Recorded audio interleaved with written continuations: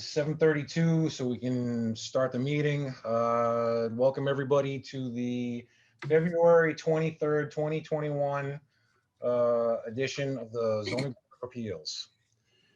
Let's see, 7:30. I need to open the meeting. I need a roll call. Let's see, who do we got? We got myself. I'll say yes. Mr. Baker Jr. Yes. Mr. Haynes. Yes. Mr. Hessian. Yes. And Mr. Baker Sr. What do you say? Yes. Okay, meeting's open. Let's see, instructions, we'll deal with instructions later. Everybody should be aware that this public meeting is being recorded, so watch what you say. All right, going to start with the legal advertisement. Continuance public hearing on the application for variance and or special permit filed by Randy LaFlamme of 48 Pine Haven Circle. The street dimensional variances and or special permit pursuant to Massachusetts General Laws, Chapter 40A, Section 10, and subsection 415-22, 415-24, 415-89, and 415-89.1. To add a garage in the required side yard setback area, a porch in the front yard setback, and a rear deck addition in the side setback. The site is located in the Residence 2 zoning district and is shown on the Rockland Assessors Map 1, Lot 24. Complete copy of all application materials, plans, and other documents may be accessed at the following link, blah, blah, blah, blah, blah. Who's here? Hello, everyone.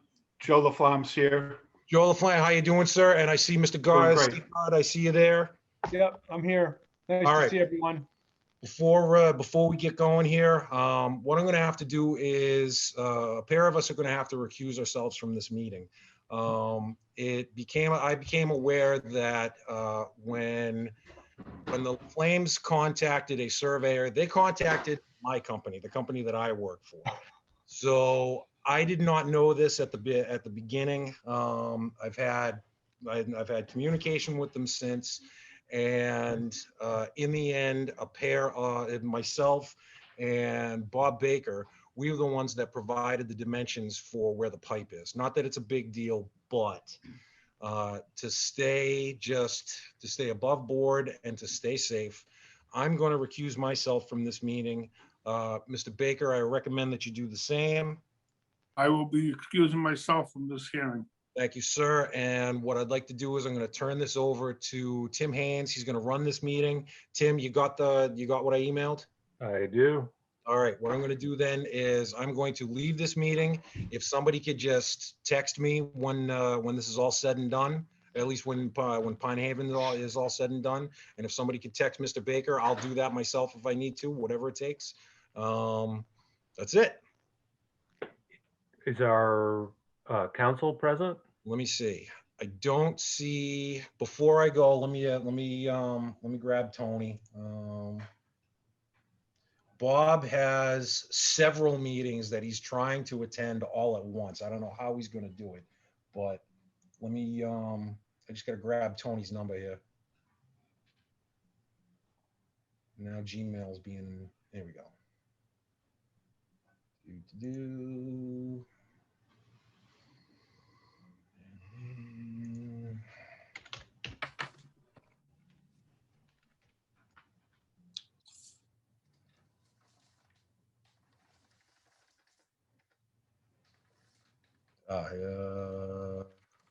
Let's see if this works.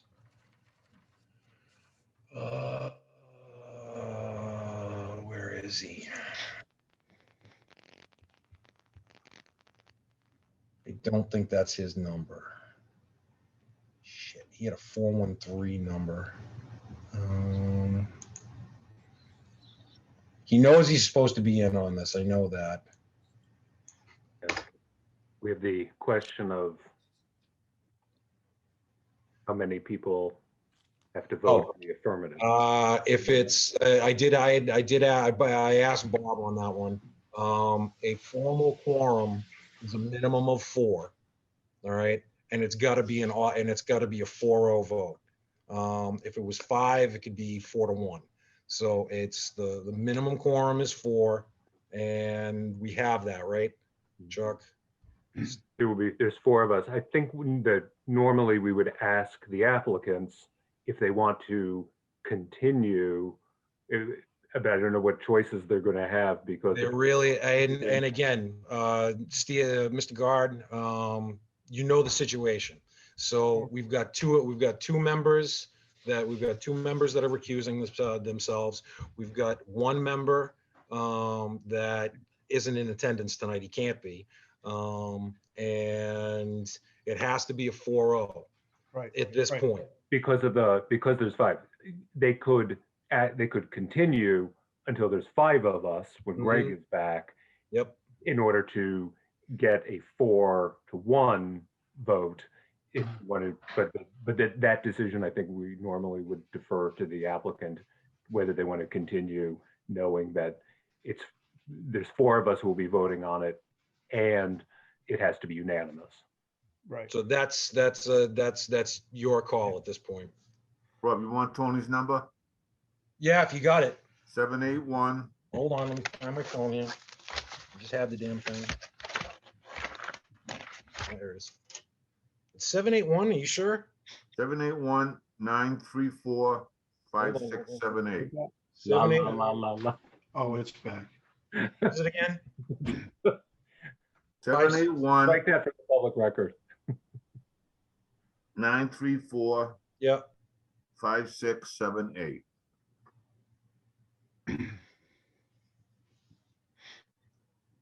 Thought he had a 4-1. I thought for some reason, I thought it was like a 413.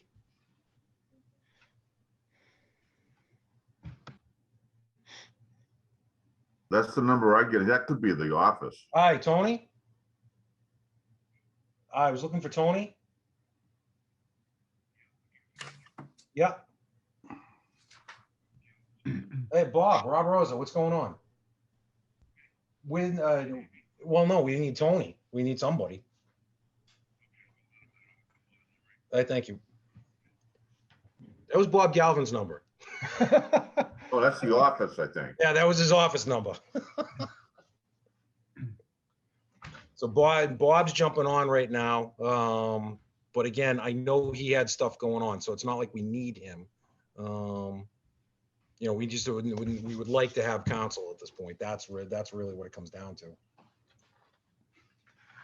Well, these situations are always, difficult in not having a chance to sort of think about it. The 4 members would be voting on the variance and the special permit. The special permit or the 48 section 6 finding applies to that front porch. I think we're going to be okay on that. I think that seemed from last meeting that people seem to be okay with that. I'm not suggesting that, that's the case. The variances, obviously, that's a more difficult analysis for me to decide whether we go from 4 to 5.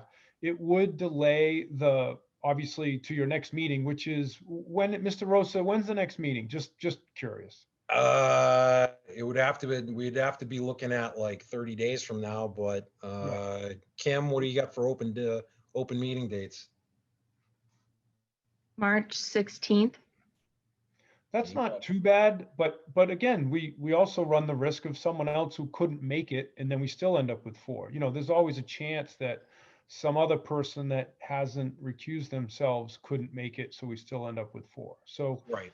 I think, Mr. Laflamme, I don't really know how to advise you, that we can take a chance tonight with 4. We need a unanimous vote. We could wait and possibly get 5 members next time, or we could end up with 4 again. There's no telling. Someone gets sick or they get stuck in traffic or things Sure, like absolutely. Yeah, I think, for us personally, it's been a very long waiting game. So I think that,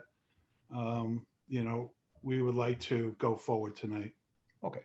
So That's a as good long as choice. Mr. Laflamme understands the risk, which is a unanimous vote versus, 5 out of 4, then I have no problem, presenting, obviously I have no problem presenting, and I'm okay with that. I'm glad that the client was on tonight and able to help me make that decision. Good. Are we gonna wait for Mr. Galvin or? Mr. Gal, Mr. Galvin's, he should be popping on in about 2 seconds. There he is. Okay, no worries, no worries. Oh, okay. Hi, Bob. Right. So, All right. Mr. Haynes, I'll defer to you, but I can summarize what we did since last meeting if you'd like. Good. Well, just gonna, just for the record, say that our voting members are gonna be the other Bob Baker, Chuck, Steve, and myself. Okay. Those are the four who are participating.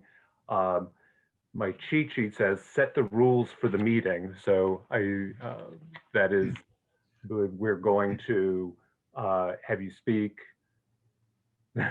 Bob, you gonna say something? No, I'm just saying I'm out of here. So somebody okay. text me when this is all said and done. All right. Rock and roll. Good luck. Thanks. So we'll have you speak. We'll open up questions to the board, then to the audience, and back to the board if there are any remaining questions. And then, of course, we close, deliberate. Rob and I discussed earlier having the board discuss this and vote on it before we go to the next hearing, in the interest of time. So I want to put that out to Attorney Galvin, just make sure that's okay. It's a little out of order, but that's, Rob, when we talked earlier, thought this might be a good idea to see if we can get this wrapped up rather than have deliberations after the next hearing. So I'm not 100% sure what the filing date on Pine Haven is, but we got to be close to 100 days. So we would need a written extension to continue it to another day. We would need that in writing from the applicant or Attorney Guard, if we're going to do that. And I recommend that you get it if you're not going to finish tonight. So if it's okay with everybody, then is it all right if we have our deliberation before we move on to the brewery hearing? Is it okay if we do that, if we discuss it and deliberate and then move on to the next, by next hearing, I mean the brewery for tonight, the next part of tonight's hearing?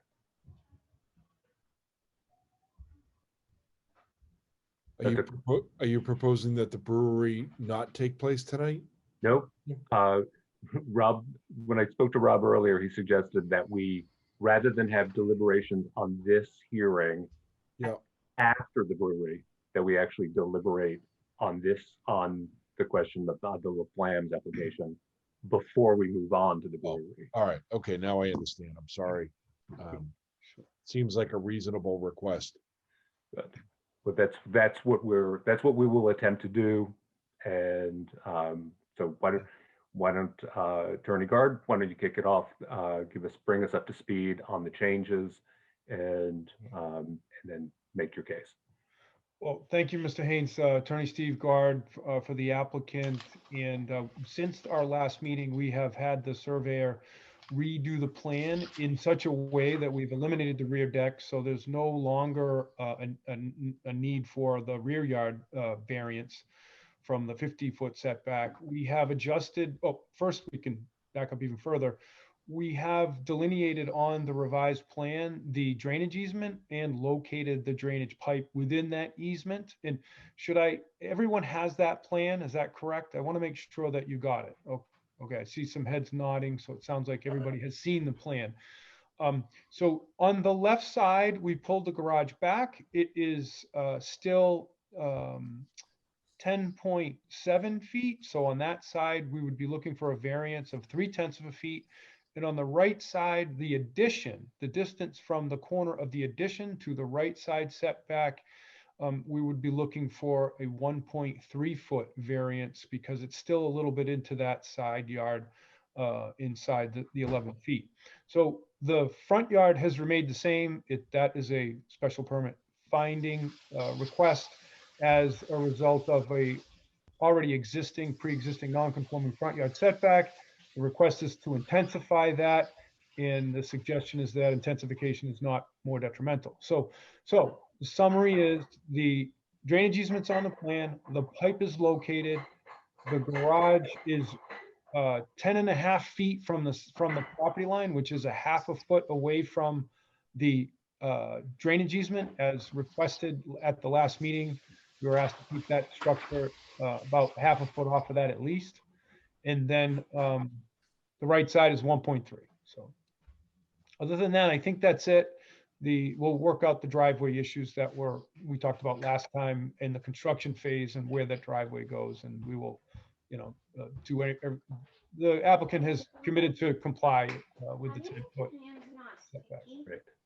Terrific. I just want to remind anyone who's not speaking to put their mute on, so we don't have to listen to the background noise, and that would be appreciated. And then I'd like to open it up to the board. Why don't, using my own screen, we'll start with other Bob Baker. Any questions, concerns, comments? Actually, a couple of both. And I'm going to direct my question. I'm not sure, Mr. Rubel, if they're the right person to ask this question to, but based on the revised plans, are we clear? Are we all set on the concerns about the easement?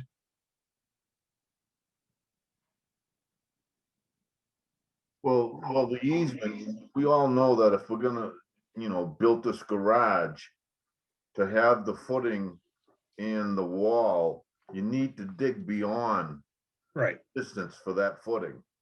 I believe that he has a 70-foot frontage right now, so he only needs a 11-foot setback. Because you can deduct 1 foot off that 15 for every 10 feet under the 110. So he actually only needs 11 feet, and he's got 10'9". We can't make that 11. That would be my question. Speaking with our architecture, if we were to do that, the dining area inside the house wouldn't even allow for a dining room table. It's a very tight area in there. And that's what I'm told, is that it would make the difference of whether we could even get a dining table in the eating area. So from the 10'9" to 11 is going to decide whether you can get a dining room table in there. Well, that's what the architect Well, that's said up to the me. board anyway, but that would be my question as far as digging close to that easement. I think, Mr. Rubel, that obviously we would not be digging in a place where the pipe is, but certainly we own the fee in the easement and we would have the right to disturb it temporarily in order to build a footing. And then obviously we would be obligated to restore it to its condition prior to disturbance in such a way that would not interfere with the town's right to utilize the easement as they see fit through its entire width. So I think the result would be that the footing, I think, Tom, maybe I'm wrong, the footing should not be within the 10-foot easement either, underground, albeit 4 feet down. That should not happen, but certainly the temporary disruption of the easement area for excavation, I think that's within the right of the homeowner to be able to do that, provided that they restore it to its condition and they don't obstruct it for the future.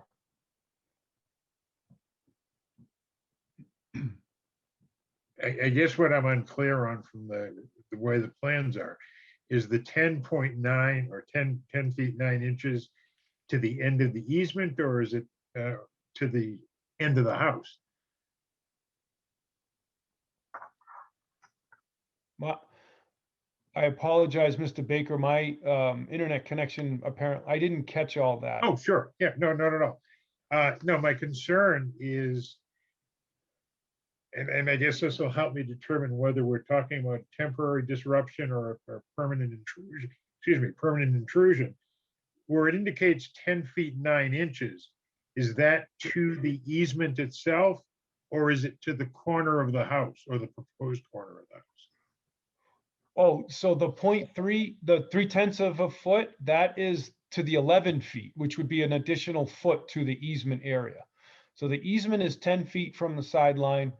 The house, proposed house, is 10 foot 9, no, 10 foot, 10.7, 10 9 inches. And it would be another 3 inches to the 11 feet. Does that answer your question, Mr. Baker? I want to make sure I understood it. I'm sorry I'm being thick about this, but okay, the 11-foot requirement is for what? Sideline setback. Okay, Yep. 10 foot And- would be for the easement. okay. Yeah. So, Mr. Rubel, could you let me, I'm sorry again, if you could just go over your concerns again regarding the 10.9 versus the 11? Yeah, it's so minute, I don't know why they even need it, but that's up to the board. You know, where they can have the 11-foot and you got 10.9, you're looking at 3 inches. I mean, that's a half the thickness of the wall. I don't know, it's up to the board. Okay. But in terms of permanent disturbance of the easement, intrusion into the easement on a long-standing basis, that's not a concern, at least as far as you can see based on that 3 inches. Right. Okay, thank you. Now it's clear. All right, thanks. The other question I have, not related to the revised plans, not related to the setbacks or anything else, and I probably directed to Mr. Galvin.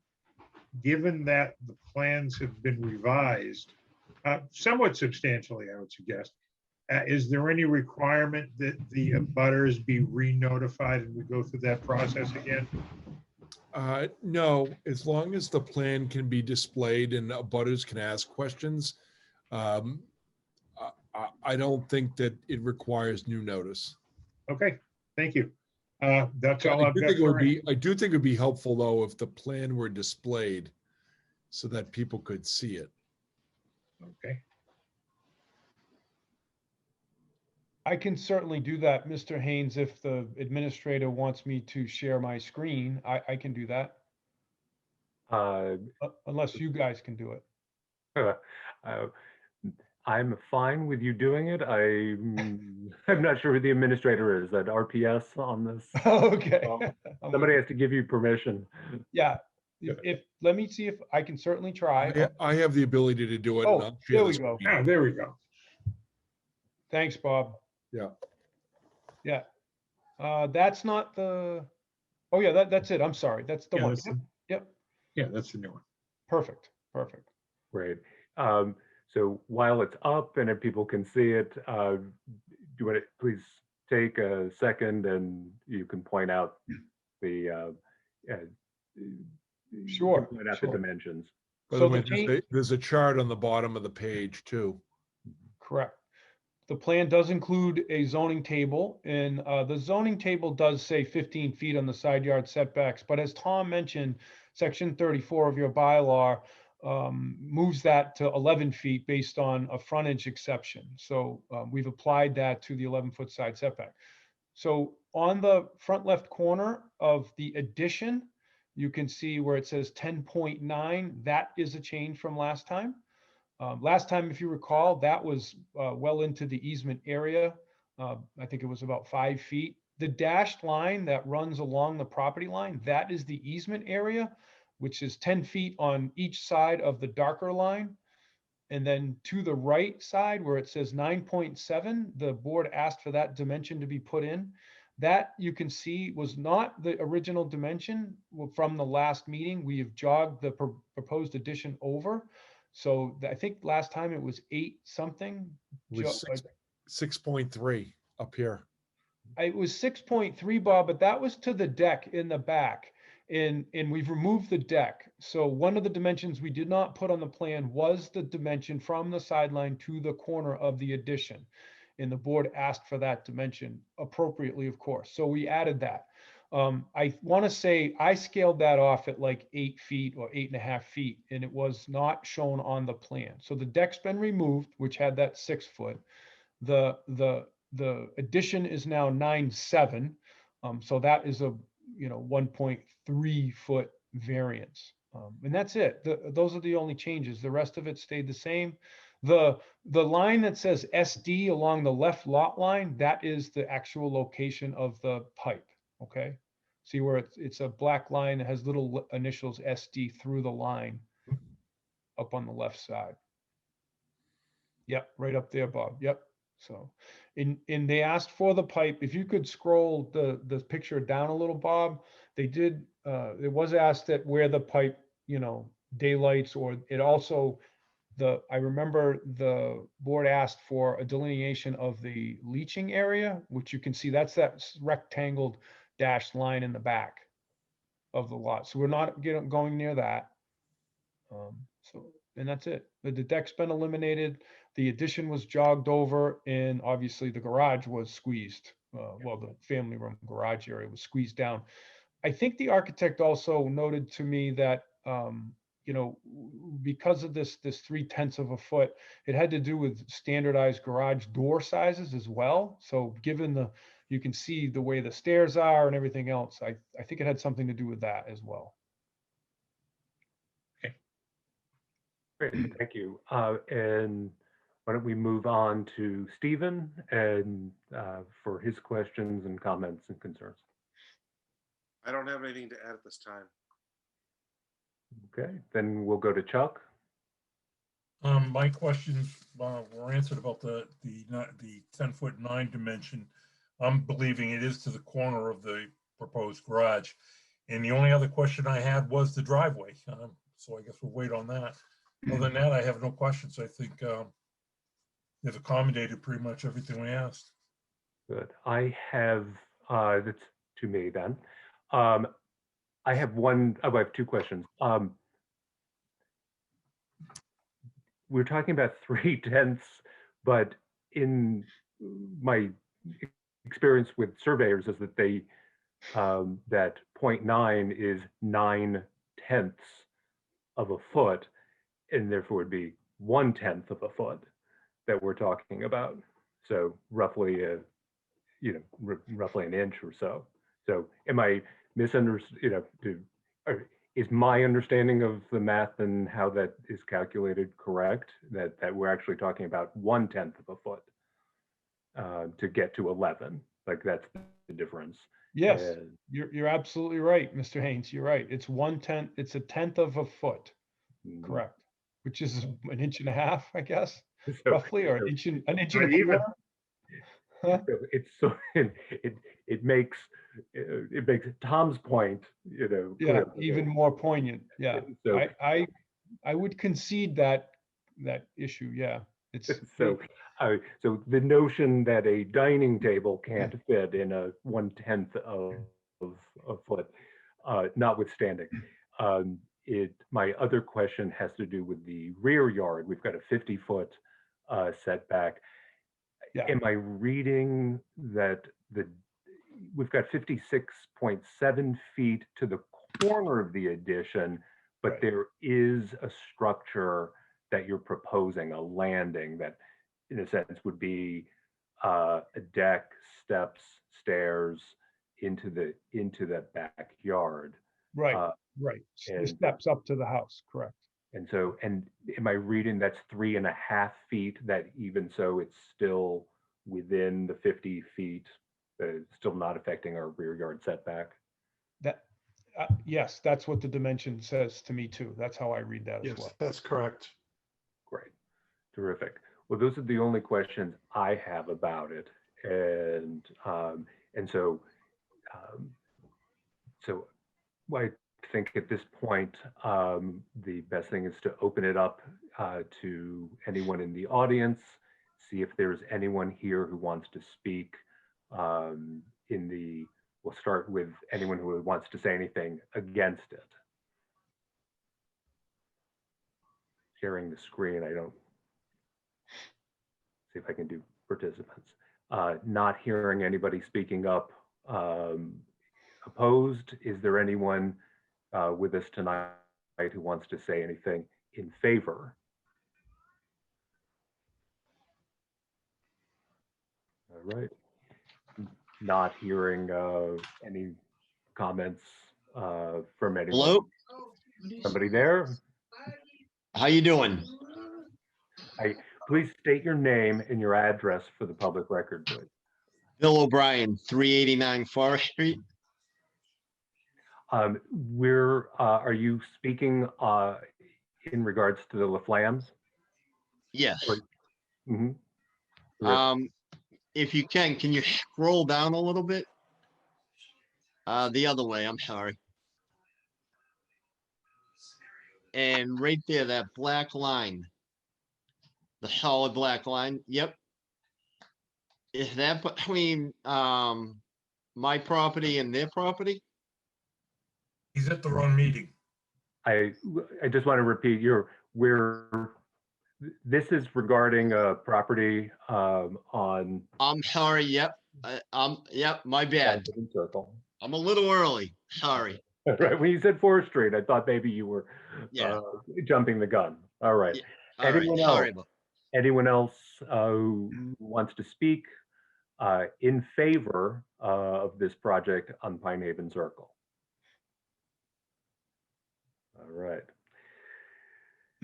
All right, back where we were. So I'll go back to the board, including Tom. If anyone has any additional comments that they want to make. I have nothing, Mr. Chairman. All right. I have one question. All right, Stephen, go right ahead. Forgive me. I just want a refresher. What's the restriction on their proximity to the easement? Like, are they supposed to not do construction or have the final touch the ground or not have the building settle within so many feet of the easement? I forget, and I didn't pull up my notes quick enough to find that. Great. Tom is with us, and Tom, can you answer that question for Stephen?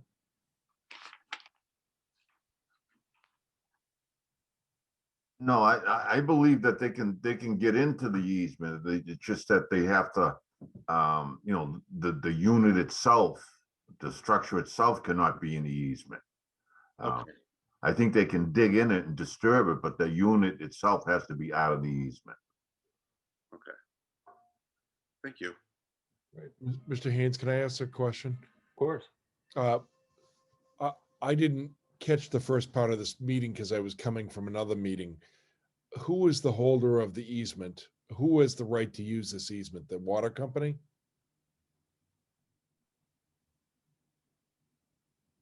I was going on the basis, Bob, that it was the town of Rockland. Okay, Yeah, yeah. all right. But to your point, I thought it was the town of Rockland. My recollection was it was the town of It Rockland. just says a 20-foot wide drainage easement, and I assume it's from the street to an area behind. So I think it's I want to say, I'm pretty sure it's to the town of Rockland. That's correct. Yeah. It is.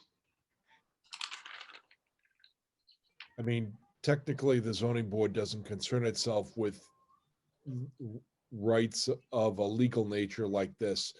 We are more concerned with setbacks and things of that nature. And then the applicant here is requesting a variance, so we're concerned with whether the applicant has got a condition on their property that's relating to soil shape and topography that affects this lot, that doesn't especially affect the lots in the zoning district, that in the that the applicant will suffer a substantial hardship, financial or otherwise, unless the relief is granted, and granting this relief will not substantially derogate from the spirit, intent of the purpose, or substantially, I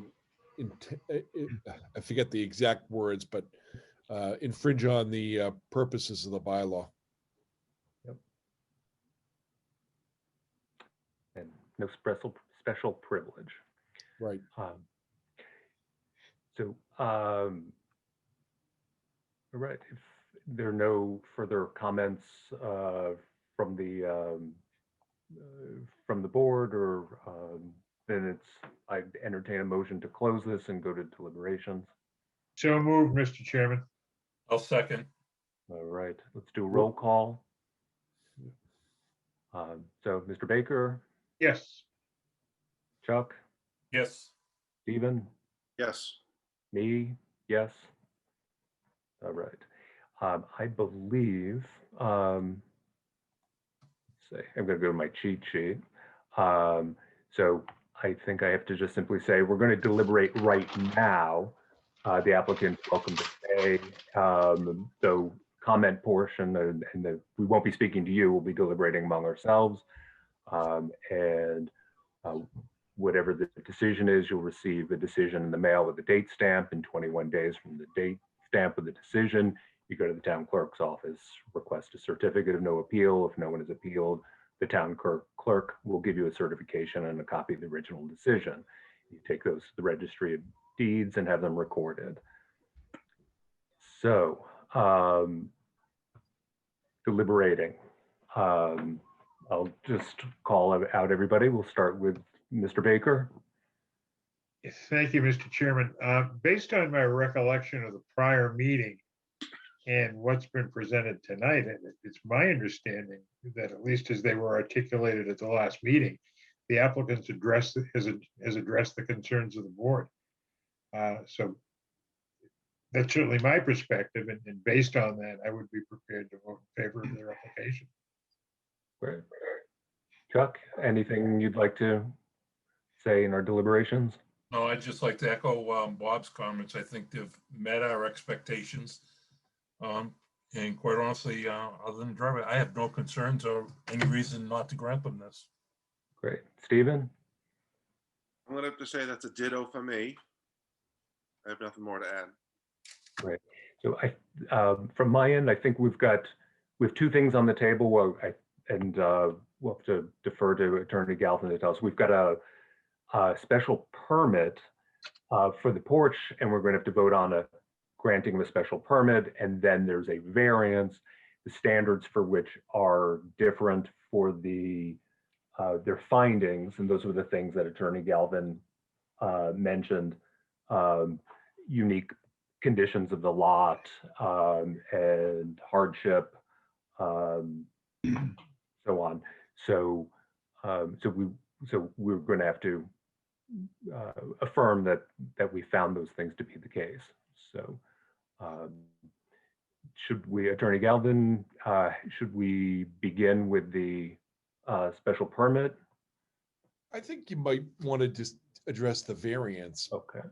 first, because if you deny the variance, that might affect things. So I think you should address the variance first. Okay. If everyone is so inclined, and then do we make a motion that we find all of these conditions present?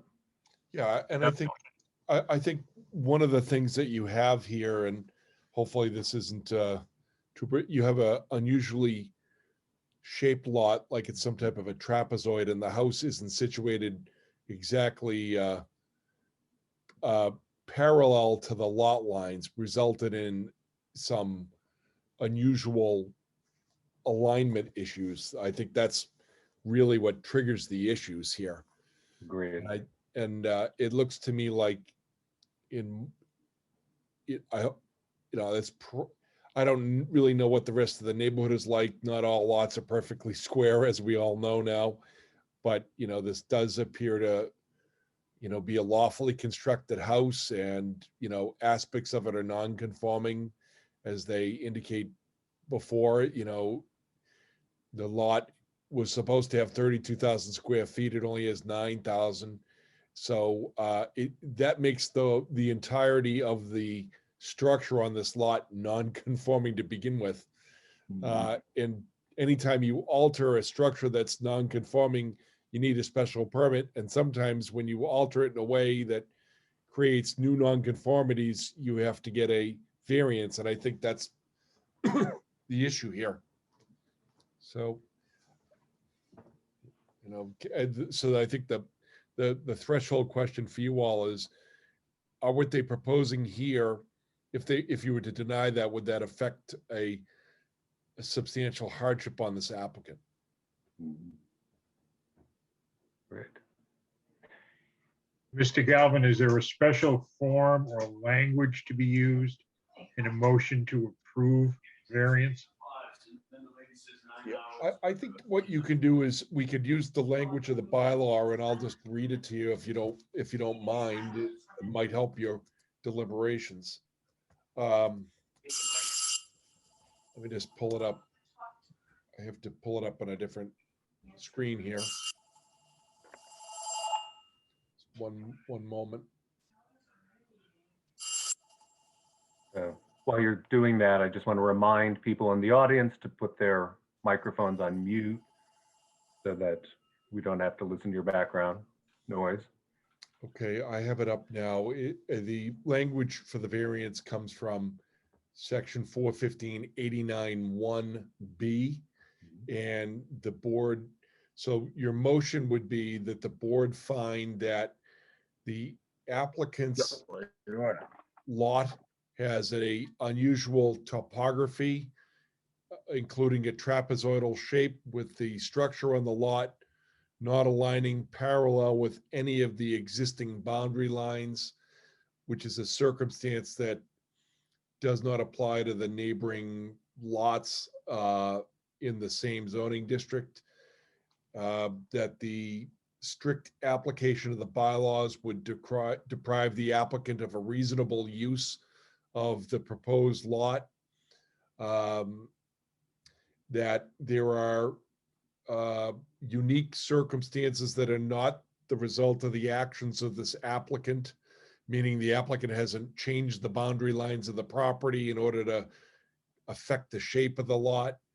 And you'd find that there would be no substantial detriment to the public good or impairment to the purposes intent of the bylaw by the granting of this dimensional variance. And by granting that variance, there would not be any special privilege to the applicant, inconsistent with the limitations imposed on other properties. So I'm phrasing that as a motion for you that you can adopt. Okay. And I hope this is adequate. If not, if you could advise me. I would make a motion that the board grant the variance as requested by the applicant based on the provisions or reflecting the provisions and the language cited by Mr. Galvin. I'll second. Okay. Let's take a I'll roll. second that. We'll take a roll call vote. Why don't we just start with you, Mr. Baker? Yes. Chuck? Yes. Stephen? Yes. Myself, I am yes. So, And I would just recommend that you add a condition that the applicant submit an as-built plan prior to the occupancy certificate being issued, so that we know that the dimensional requirements here have been met, and the as-built plan be prepared by a professional land surveyor, confirming that the dimensions are no different or no closer to the lot lines than proposed here. And I would make a motion that the board adopt a condition consistent with the language just cited by Mr. Galvin. I'll second. great. Mr. Baker? Yes. Chuck? Yes. Stephen? Yes. Myself, yes. So on the issue of the special permit for the porch, the setback of 15.6 feet, we need a finding that it's not substantially more detrimental. Yes, the special permit standard is slightly different from the variance standard. And what you're going to be deciding is the proposed porch substantially, by adding the proposed covered porch, is it substantially more detrimental to the neighborhood than the pre-existing non-conforming structure? And if the answer is no, then you grant the special permit. And if it is yes, then you deny the special permit. Right. And I would also recommend that you make it subject to the same condition as the variance regarding an as-built plan. Agreed. So I'll open it up if anyone has any discussions about this, just deliberating in particular. And if we don't, I'm just going to simply say, if we don't have any more deliberations on this particular issue, when everyone has had a chance to speak up if they want, we can have a motion to move forward. So does anyone? Nothing for me. Okay. If everybody is all set, I'd entertain a motion. Okay, I'll give it my best shot on this one. I would make a motion that the board approve the special permit based on a finding consistent with the affirmative element that was cited by Mr. Galvin in his recitation a moment ago. It's that the proposed porch is not substantially more detrimental to the neighborhood than the existing dwelling structure. Okay, then I would ask that my motion to approve the special permit reflect that language. I'll second that motion. Right. Mr. Baker, Yes. Chuck, Yes, Stephen, Yes, myself, I'm a yes. We'll add a condition that's approved with the condition as described. That said, that's our deliberations, those are our votes. I believe we can close. Okay. We're going to go to the next hearing, so, but do we close this one and move on, come out of? You'll vote to close the public hearing. You've already closed the public portion of the hearing. You're going to close the public hearing in its entirety and issue a decision within 14 days, consistent with your votes tonight. Right. So moved. Great. So do we have a second to closing the public hearing? I'll second that. Great. Mr. Baker, Yes. Chuck, Yes, Mr. Galley, yes. myself, I'm a yes. Congratulations to the LaFlammes and company. Thank you very much, folks. Appreciate your time and deliberation on this matter.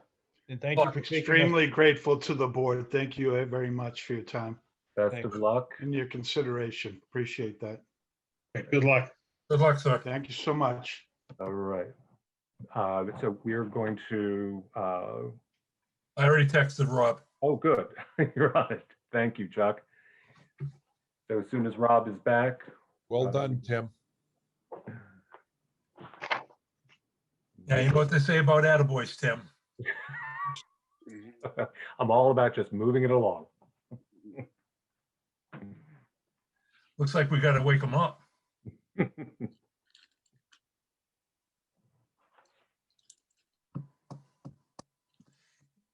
Very boring background, Tim. There we go. I've got such bad bandwidth, especially in the evenings over here. I can't even do my special backgrounds anymore. Nice. I have no excuse. I'm just too lazy to put one up. I'm too stupid. I'm trying to figure out how to get Fenway. I'll just send you instructions.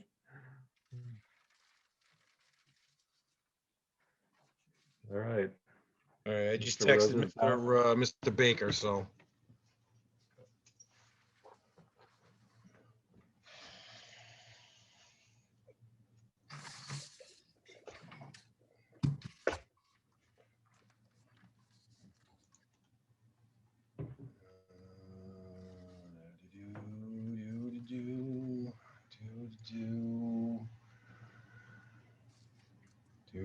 Did you guys do deliberations, or you wait until the end?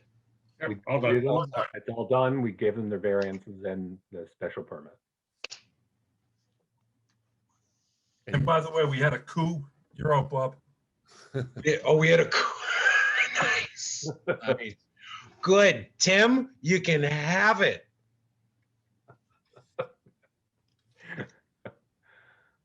But you are going to have a special background every single time. That's mandatory. Okay.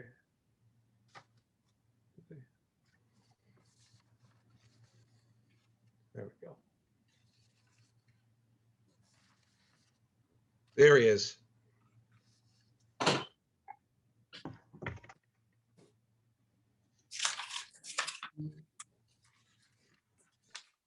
Yeah, so this doesn't start ringing and doing stupid stuff. All right, we got everybody. 1, 2, 3, 4, 5, 6. All right, we got everybody. All right, 7:45. It's a little late, but here we go. Public hearing on the application submitted by Leo D. Reardon, Jennifer Sheelan, and/or Article 15 Brewing LLC, 53 Franklin Ave, Rockland, Mass. 02370 to allow the conversion of the warehouse gymnasium space, formerly Kathy Corrigan's building, into a production brewery with public accessible tap room for a malt beverage production operation, live music and outdoor beer garden patio space in an access controlled area behind the building, and separately owned and permitted food trucks, caterers on site weekly. The applicant, in addition to by right uses and accessory uses, is seeking a special permit as per subsection 415-16.c9 to operate an eating or drinking tap room establishment where alcoholic beverages are served for on-premises consumption. The property is located in the I-2 Industrial Park zoning district at 406 VFW Drive, Rockland, Massachusetts, and is further identified as lot 20-001 on the Rockland Assessors Map number 15. The owner of the property is John Tassinari Sr., 406 VFW Drive, LLC, 415, located at 415 VFW Drive, Rockland, Mass. 02370. Further details and plans for this project are on file on town clerk and zoning board offices and may be viewed by appointment only or by emailing the town clerk's office. Okay. Who we got? Who's voting here? It's going to be myself, Tim, Mr. Hessian, Mr. Baker Jr., and I'm gonna go a little odd here. Mr. Galley, you're voting on this. Okay. All righty, sir. Who's here to speak on behalf of the applicant? I am. I'm Leo Redden. I'm the owner of Article 15 Brewing. How you doing, sir? You got a lot of echo going on there. Yeah, let me see if I can fix that. Hold on. You good on that side? How's that? Is that better? Sounds good to me. Okay. Do you have that site plan that you can share with everybody? Yeah, I do have a plan on my computer. I'm not too good at the Zoom thing. Let me see if I can pull it up for you guys and then share it. Do you have it going? Stand by. Let me see here. I need to talk to you, John. Why? Did it work? Are you guys able to see that? Did it work? Yeah, we got a yeah. If you can stretch that out so everybody can see it, that would be great. Can you eliminate this? So I don't know how. To do what? Yep, because stand by. underneath it is all kinds of things. Well, let's not fiddle with it See, now, 'cause see, you only can get two. The con, please mute. they're gonna talk about the meeting, so we'll do this another time, all right? Okay, she's getting us an appointment March 9th. Janet, thank you.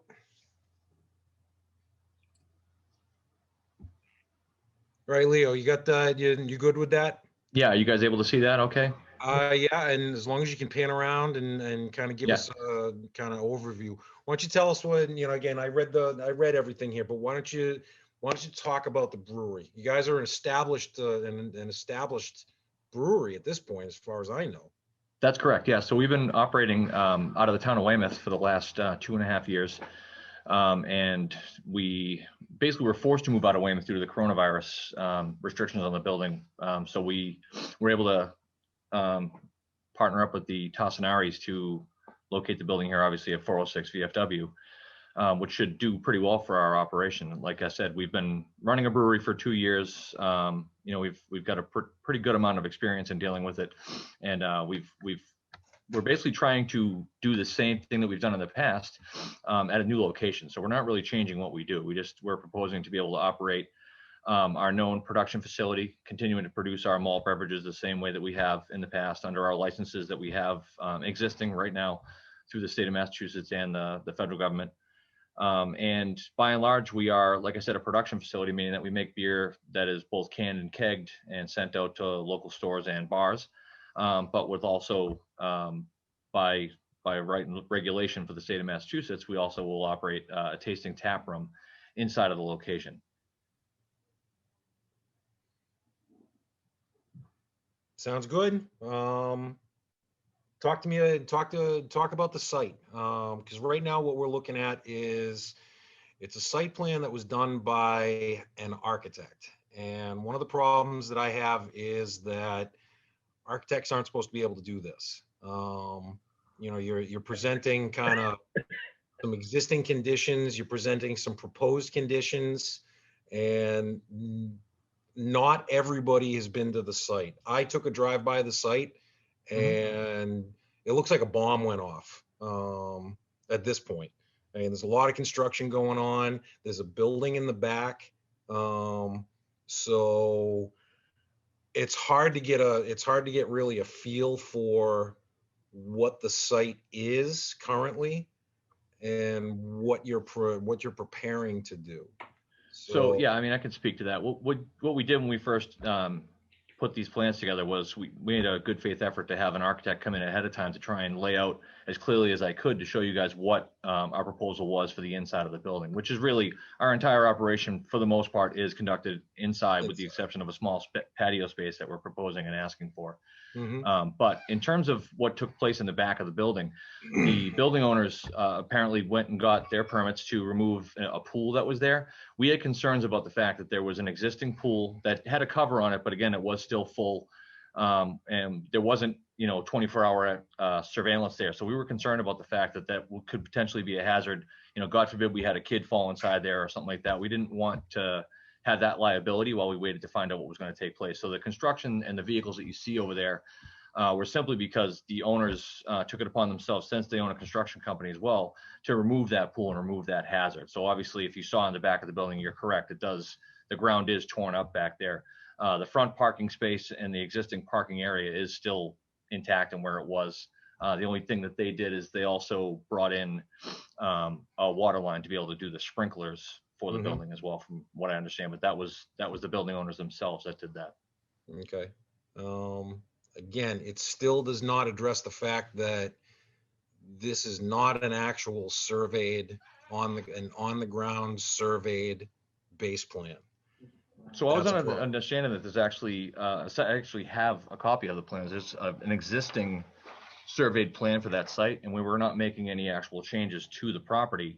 I was under the understanding that site plan was still going to be valid since we're not changing the building in any way. What's the date of the plan, sir? Let me look at it. I'm not really sure, to be totally honest with you. And again, that never made it's the original plans. What's the date? Let me look at it. I'm not. And this is what we're trying to tell you. If this is not a recent site plan, that it looks like the plans were sometime in the 80s. It looks like it's pretty fuzzy. Yeah, that's not sufficient. I mean, we need to see what's current out here. Come back to let's rewind.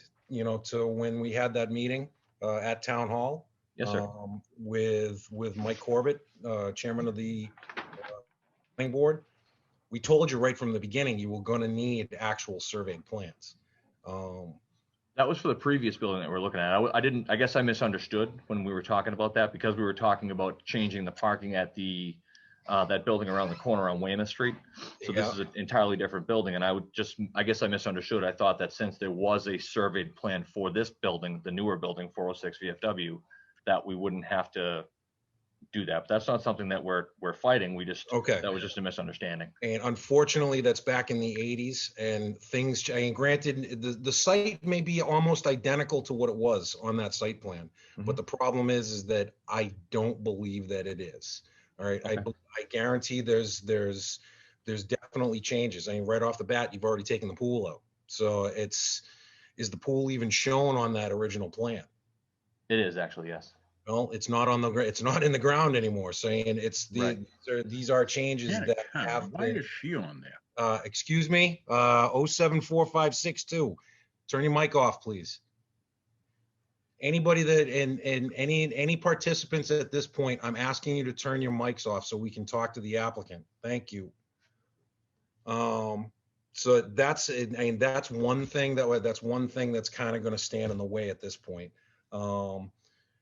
We like what you're talking about. I like the idea of this. It just has to be done right, and every checkbox has to be checked. That's the problem. The other thing that we're looking at is, I counted the spaces on the plan. All right, it said, and it's labeled out there, it says 100 spaces on the plan. What kind of occupancy are we looking at for your section and your section alone? Because we also, I've heard through the grapevine that something else is going into the other side, which they're going to require certain amounts of parking too. So it's going to come down, it's really going to come down to the occupancy of both buildings, or basically both sides of the building. And is there going to be enough parking for that? Because if you take up more parking than what the second side of the building is going to need, then there's going to be a problem. And I understand that there's a section out there that says additional, future parking and stuff like that. But the point is that kind of has to be taken into consideration. So I'm going to open it up to the board at this point, because I know everybody's got some questions, but I think we are going to have to talk about continuing this meeting. So that's my gut feelings at this point. I'm going to open it up to the board. Mr. Haynes, do you have any questions, sir? There was one thing I noticed. I think they had the zone wrong, and that might have just been from the previous building. I think this is I1, and do I have that backwards? I think you might have had it down as an I2. They're both, the use is permitted, but I think the application had the wrong zone stated. All right, let me see if I can pull up the zoning map.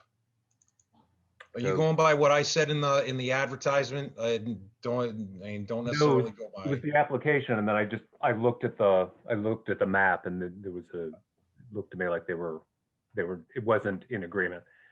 Okay. That said, I'll just go on my questions. Describe the enclosure around the patio for me. Sure. So we're proposing to have about an 8-foot tall fencing that would enclose that area, so that way it offers privacy for the neighbors in the back of the building, and it also allows us to create an atmosphere that we want to control in that area. On top of that as well, we don't want that to be an egress and entrance point for the public. We wanted that to be, obviously there'll be an emergency exit there, but we wanted that to be a controlled space so that people could go outside, maybe bring their dog outside and sit down, enjoy a beer, but come back inside. So that way we don't have people wandering off through the back of the property, with containers of beer or anything of that sort. Good. So so what I'm looking at, there's six pizzas sitting out there. That are those tables and seating for 6. So is there a particular number of seats that will be out there?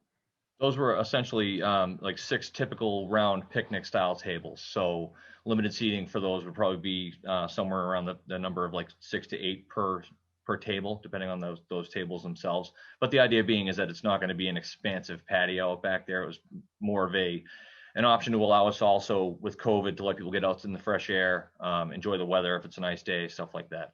But and is that some landscaping? Those are planters? Correct. Baked it around there, so there's a bit of planting, a fence. What about lighting out there? We wanted to try and maintain like a lower lighting, so we were going to propose to use sort of string lighting, stuff like that, to create more of an ambiance as opposed to floodlights or anything like that would impose any type of light pollution in the back of the building. Great. And what about smoking? So we're a non-smoking facility. We have been for the last several years, and we wanted to continue with that. We don't really want that to be part of what we do. We're a family establishment. So no smoking on the premises? That's correct. Anywhere. Right. And so there wouldn't be speakers or music playing out on the patio? Okay, well, maybe that is, but they're not letting us talk. Excuse me, 074562. Turn your mic off, please. Oh, we on? Turn your mic off, sir. Our name isn't there. That's correct, Mr. Haynes. We do not offer the music or any of that sort of stuff in the outside space. There's also no bar service out there. We don't have servers coming in and out there. There's no existing taps or anything in that space. It really is truly just an outdoor patio space for people to sit and enjoy the ambient atmosphere in that area. There is no, like, the music that we would have would be contained inside the building.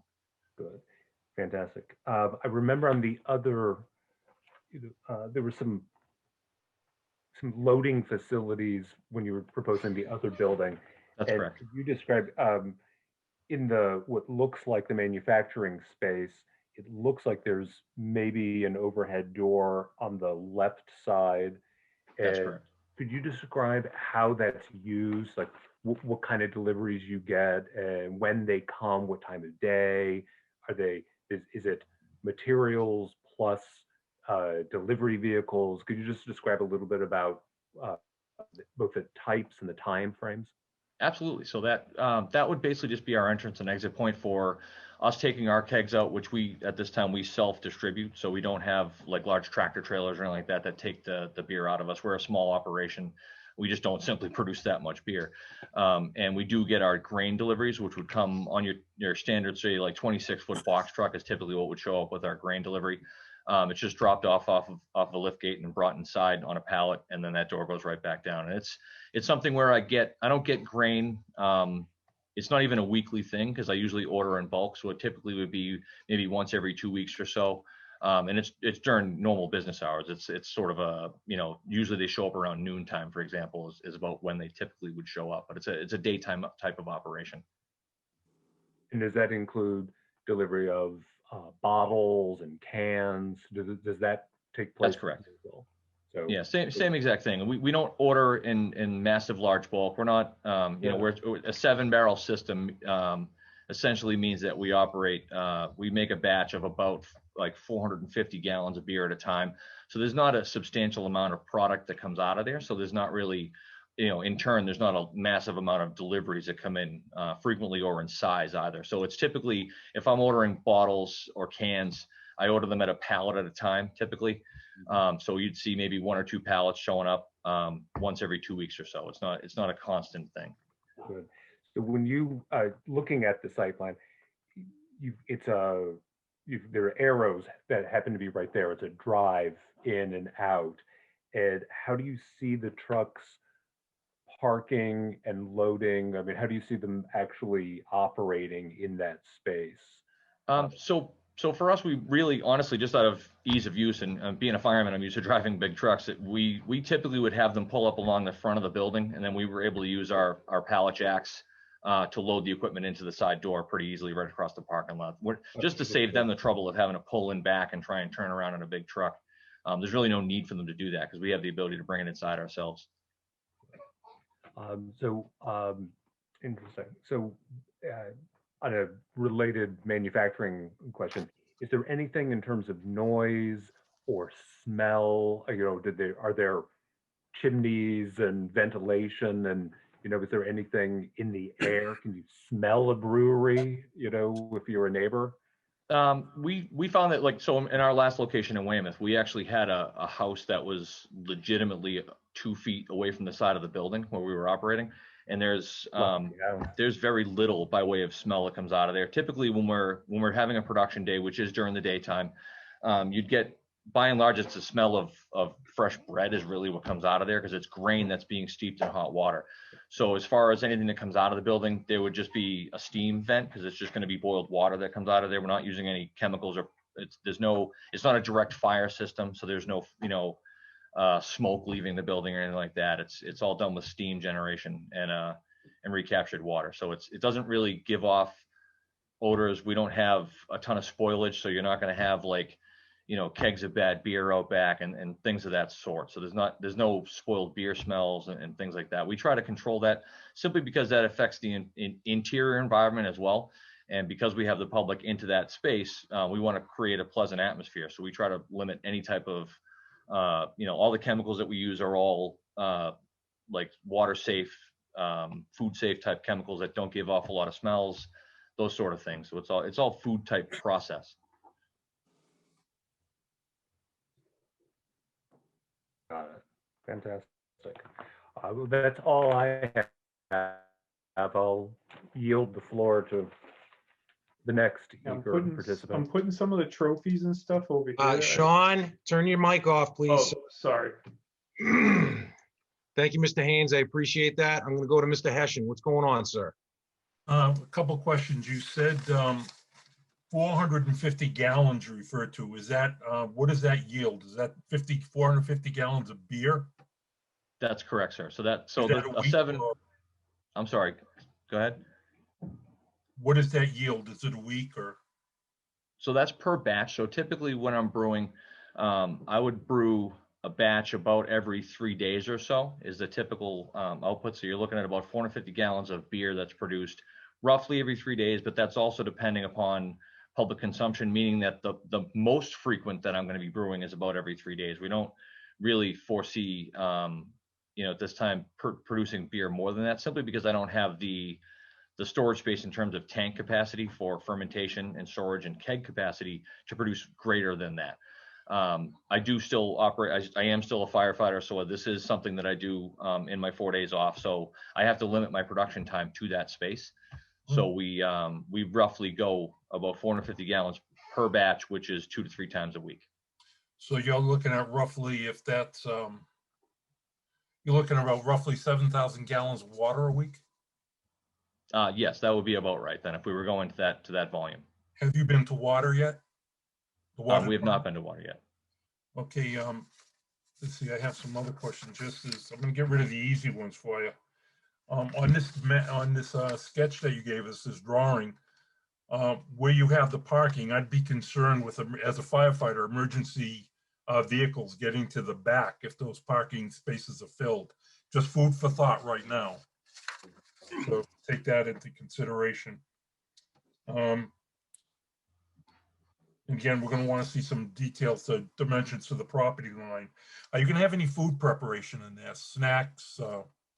So at this time, we are going to approach the Board of Health just to talk about that. Previously, what we were doing in Weymouth is we just had a hot soft pretzel that was made in a commercial kitchen elsewhere. We didn't make it ourselves, and then it was just reheated on the property and offered to the public. We would like to do that again, but again, that's something we have to go to the Board of Health and get their recommendations as to whether or not they'll approve that. Okay, so here's the point where I think you're going to hate me, but I've got to ask the questions. You're currently on NWRA? In Weymouth, we are, yes. All right. You're going to be having to come to sewer. And are you planning a closed loop wastewater system? I am, sir, yes. All right. I'm going to want to see full prints on the wastewater. I'd also like to see a copy of your the current MWRA permit, specifically indicating your BODs, phosphorus, and TSS levels. Okay, no problem. I have that. If you where you're on NWRA, you must have year-end reports. I do. Okay, I want to see all your year-end reports for your permits. Have you had any violations or any sightings? No, sir. But you will be going completely closed loop on your wastewater discharge. Yes, sir, because we've changed over to a different system. Our previous system was smaller, and it actually ended up with us using a lot more water, if you can believe it, because of the fact that when we were cooling our product, we had to use the water from the system, from Weymouth's water. Okay. Whereas the newer system is actually based on a closed loop glycol cooling system, so there's just less water usage. No, that's great. I love to hear that. So that'll also take care of your CIP program, your clean in place program, as far as containing that. That's correct. We actually will use our, we recycle the water to use for our CIP system. Okay, water's probably going to want to see your water consumption for your 18 and 19 or whatever you have. The other thing that my concern was, and I'm confused, how are you containing the for lack of a better word, the rotten egg, the hydrogen sulfide gas, how it's not escaping from the brewing process? Isn't that a natural? It's not. We don't actually typically have any issues with hydrogen sulfide coming off as long as our yeast is working properly, which again, as long as it's at proper temperature, it doesn't give off hydrogen sulfide. We don't get that kind of rotten egg smell, thank God. Okay. No, my experience in the brewery business is on the consumption end. Yeah. No, that's about all I had is, let me see. Yeah, if I could see your permit for MWRA and your year-end reports prior to coming to sewer, that'd be awesome. No problem, sir. Oh, by one more thing, there'll be no floor drains in there, correct? So that's, we'd have to figure that part out, because we had floor drains in the last location, so that's something we have to come and talk to you guys about in terms of our wash down. Yeah, no, that's gonna have to be contained in your wastewater system. Okay. Okay, thank you. That's all I had, guys. Thank you, Mr. Hessian. I appreciate that. Mr. Baker Jr., talk to me. Thank you. Mr. Reardon, Yes, in sir. what you've got up on the screen, I'm having a little trouble figuring out where you plan to put the food trucks. So in the front of the building, I'll zoom in and see if I can show you a little bit better here. Since our access point to the building is right here, we plan to put the food trucks right out here in the front of the building for two reasons. One, because obviously they're right close to the entrance, and secondly, since this is, down front is VFW, we want them to be there for visibility purposes, just simply for advertising the fact of what food trucks we have on location. Okay. And how many would you anticipate having at any given time? Typically, we would have a food truck, just a single food truck. We don't have more than one at a time, only because it's just, they don't typically want to compete with each other on a location. We would have one food truck on site, and we would typically have those there on a Friday, usually 2 days a week. So we have limited hours. We run Thursday through Sunday. And so we would typically have them there on like a Friday night and like a Saturday day, or perhaps a Saturday and a Sunday, depending on the availability of those food trucks. Okay. Mr. Chairman, I don't know if it would be appropriate for inclusion in the site plan, but I think somewhere there needs to be a specific delineation of on the plan or in some other document telling us what Mr. Reardon just told us. Mr. Baker, I do agree. I agree 100%. Because that also opens up to where are they, I guess, where are these patrons that are getting food from the food truck? Where are they going to eat? Are they going back to the car to tailgate? No, because of the fact that the food is meant to pair with the beer. And typically when we have our food trucks, we want to marry those two things together. So the food is meant to be consumed inside. If someone was to take food to go and go home with it, that's a different animal. But we don't have any sort of outside operation. We don't allow our patrons to take beer outside. We do have glassware. It's not plastic cups at this time. Obviously, COVID changes some of those rules, but in the past, that's the way that we've operated. So it's meant for everything to be done inside our facility in a contained location, just simply because obviously part of my responsibility and liability is also making sure that our patrons aren't over consuming. So we have to make sure that we have eyes on anyone that's consuming, any alcohol, and obviously the food as well, to make sure that it goes together. All right. I like that. And forgive me for putting it like this, but leaving the consumption of the beer aside for a moment, how are you going to prevent people from just pulling into the lot and patronizing the food trucks without doing anything else? We really don't nothing have else any is going control to take over up your parking spaces. I'm sorry? We really don't have any control over that. We actually have had that happen in the past in Weymouth, where someone would see, say, perhaps the, one of the more famous food trucks would show up, and some people would literally show up just to get a burger off the truck. But typically what they're going to do is show up, order their food, and then be on their way. They're not going to, we never had an issue in the past with someone, setting up a tailgating operation. And if that's the case, that's a violation of what we want to have, both for our atmosphere and for the use of the property. That would be something we'd have to address. So how would you plan on dealing with that if you find folks not necessarily tailgating, but hunkering down in their cars and enjoying their meal? I mean, typically we would have, our staff, the manager that's on staff, or myself if I'm there running the operation, which is fairly frequently, just simply approach the person and speak to them. If it became a problem, then I guess we would have to take that to the level of contacting the authorities. But I've never really had to deal with that in the past. So I guess this is a new question for me to have to think about. All right. Thank you. Thank you, Mr. Baker. I appreciate that. Mr. Galley, talk to me. My questions were stolen. I wanted to know about the food trucks, and when I asked, that's what was on my mind. So I've got anything else? I got nothing else to add right now. I wanted to know about the food trucks, but I really was concerned about the parking and the hours. So, but would they actually, I am specifically, and I don't know if you've determined it, for the hours of the food truck, would they be generally your business hours, or would they be limited to a shorter time? Like, is it basically there, like you said, to pair with the beverages? Are they basically going to be there set up open to close? So in the past, what we've done, what the food trucks typically will do is they usually give us like a 4-hour window, give or take, of the time that they're going to operate on scene. They don't operate usually for the entire time that we're up. So for instance, like on a Saturday, our hours on Saturdays were 12 p.m. to 11 p.m. So we would, that food truck might be there from say 4 to 8, so to offer like a dinner type service. They're not going to be there that entire time. And that's not something that we don't want to have those two things operating simultaneously, because it creates an issue. The only thing that changed was with the COVID rules, which they seem to fluctuate. There was a period of time where in Weymouth, we had to only be open and operating when there was a food truck on site. So I guess that's we're sort of up in the air as to waiting to see which way that goes. Currently, the way the rules are, patrons have to have some sort of food service with any type of alcohol consumption. So, that still means that if we're relying on a food truck for that, then that food truck would have to be there for us to be open. If we're able to go back to offering the hot soft pretzels like we did in the past, that would obviously take away that concern of having a food truck on site the whole time. Okay, thank you. Thank you, Mr. Galley. Last but not least, Mr. Baker, OG, talk to me. Yes, first thing is, where's the dumpster gonna be located? So in the back of the site, hold on one second, I'll show you.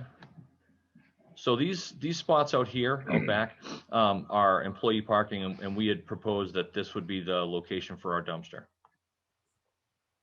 Okay, that has to be on a pad and fenced off. Yes, sir. And you want to put that right next to the people that are going to be outside drinking? I was going to say. It's a good point. That's not where you want to put it, I'll be honest. So there's an existing dumpster on the site right now. That's actually over in this area. That's been there for a long period of time. We're trying to consider taking it away from the further back of the property, which is where the adjacent residential neighborhood is. We were just thinking we would try to take that closer to our building as opposed to having that closer to the neighborhood, just simply for the same concerns, like keeping smells and things to a minimum so as not to disturb anybody. Yeah, you may want to second guess that that location though. So there is actually physically, if you notice in this plan here, there's a building that's been in the back of there. From my understanding, that is the building that's back there. Okay. Yeah, there was like a pool building, I guess, from the previous pool that was there with Kathy Horgan's. Mm-hmm. So that building right there, that's also a possibility for us to be able to put something, perhaps in this area, as long as that building stays in place. Which we did actually speak with some of the neighbors a couple weeks ago now, just to address any concerns that they had as well. And that's something they actually voiced an opinion of us wanting to keep that building just simply to cut down on the visibility of the back of the space. So it could be something where, we try to keep our dumpster in that location as well. Okay. Where are the handicap parking? I'm sorry, I couldn't hear that. Whoa, who is that?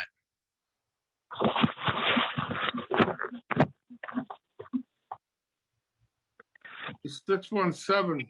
Yeah. 949. Yeah. Shut your mic off. There we go. You tell him, Mr. Baker. Handicap parking spaces. Yes, sir. Nothing shown on the plan. So yeah, that's correct. So they weren't delineated, but we would cordon off a section right in front of the building for handicapped location, in accordance with the occupancy. You gotta tell us how many handicap parking spaces you need for this business. Yeah, see, that's it. And again, that comes down to a good site plan, existing and proposed conditions. Saying there's a lot of things that we really can't talk about. What I did, Mr. Baker. No lighting plan. Say again. No lighting plan. We can turn around and we can kind of turn around and say, Leo, are you going to do any new lights? At this time, we have no plans to change the existing lighting for the parking lot. Okay, that is, see, again, that's something that can be addressed with a better, existing versus proposed site plan. There's a lot of, and this is why I keep saying, there's a lot of stuff on here that's missing, including a parking table, that basically says how many parking spaces that you need per the bylaw, per your occupancy. This is something that needs to be on the plan. So there's a decent amount of information that needs to still be on this. Mr. Baker, do you have any more questions? Because I know Attorney Galvin has a few things to say. I'm just concerned because this looks like there's over 100 seating, and there's only 2 urinals in the men's room and 2 in the 2 toilets in the ladies' room. I don't know if that's going to handle. That's a good question. Spoken as a true beer drinker. Exactly. I hate standing in line. After all, as the saying goes, you only rent beer, right? I like that one. So Leo, One of talk. the other questions is, where are you going to store the byproduct? So our beer is actually stored in the walk-in cooler, which is in the center of the building. Let's see if I can bring it up for you. So right here, there's a walk-in cooler. So all of our beer that's produced is stored inside that cooler. Okay. I understand that, but the byproducts from the beer, the grain. Oh, the grain. So there's a dumpster for that. So that goes into a dumpster, which is picked up 3 times a week. Okay, is that going to be a sealed dumpster? So So it was can't get into it? It does. It has like a flip top latch on it, and it is chained, and so it's picked up by a recycling company that comes out and works with us. So that's a separate dumpster. That is a separate dumpster from like a trash dumpster. Okay, that's going to need to be shown on the plan. Mr. Baker, what else do you have? That's about it. Attorney Galvin, I know you've been waiting. I apologize. Okay, so I concur kind of with the sentiment that there should be a proper site plan prepared by a professional land surveyor. And I'd kind of make some observations of what I think that plan should include based on the discussion that I've heard, and then a couple of my own thoughts. So it doesn't make a difference who you use as long as they're reputable and can help you design it. But I do think that there are some external changes that are contemplated, and one is the removal of the pool, and the second is the addition of an outside dining area. So I think it's important to have the site plan show the dimensions of that outdoor patio area. It would also be helpful before our next meeting if you had the fire department take a look at the site plan to make sure that they're okay with access and egress, and they'll typically do that. Ultimately, you're going to end up with the planning board on a site plan review anyways, but it probably would be helpful to show your site plan to the fire department and to get their thoughts on it. Yes. I added up the number of seats based on the tables that are shown on the site plan, including the 6 outdoor patio tables, and I came up with 170 seats. And if that were the case, that there's 170 seats, it looks to me like your parking lot for this use alone would have to have 85 patron spaces, because our bylaw requires 1 space for every 2 seats. And then you're supposed to have 1 space for every 2 employees.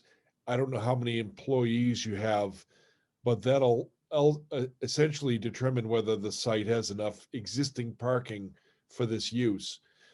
I am concerned that if there was a use of the other portion of the building, that the site wouldn't be large enough to accommodate this use and that use. But as long as that space remains vacant and you have enough parking for this, I'm ultimately not worried about the project I do think that you do need the appropriate number of handicap spaces, and a engineer or surveyor should be able to identify how many of the 100 parking spaces that you have there need to be striped as handicap spaces and where they're to be located. Even though it's not technically required for us, the planning board's going to want you to identify with a photometric plan the lighting fixtures on the existing building and any changes, because when I looked at a very rudimentary Google Earth photo, I didn't see any illumination in the parking lot. And it's probably going to be necessary for safety and security reasons to have some illumination there. And I'm going to take a wild stab that your neighbors are going to be concerned with how much light is going to emanate from the site associated with this use. So I just encourage you to consider that. I do think if you're going to have food trucks on the property, it would seem to me that you would delineate what spaces on the site where the food trucks would be permitted to park. And if you lose, and because I assume that there's a line when some of them develop, you know, whether you're going to lose other parking spaces as a result. And I know the food trucks don't fit in a typical 10 by 20 space. So you'll probably have to find some spaces there for them to fit in. I kind of concur with what I heard about the trash. The trash seems to be an area that should be located away from the building, away from where people are dining for a lot of reasons. And that might even apply to some of the specialized trash or waste product that you generate too. And we typically have those boundaried with a solid fence of some type to screen them. Mr. Hessian mentioned water and septic. Was the, and you can just kind of answer this question, is the live music that you're going to propose going to be inside and outside? And if it's outside, is it to be amplified? I think that would probably be helpful to know. And then I don't know what the existing stormwater management system is for the site.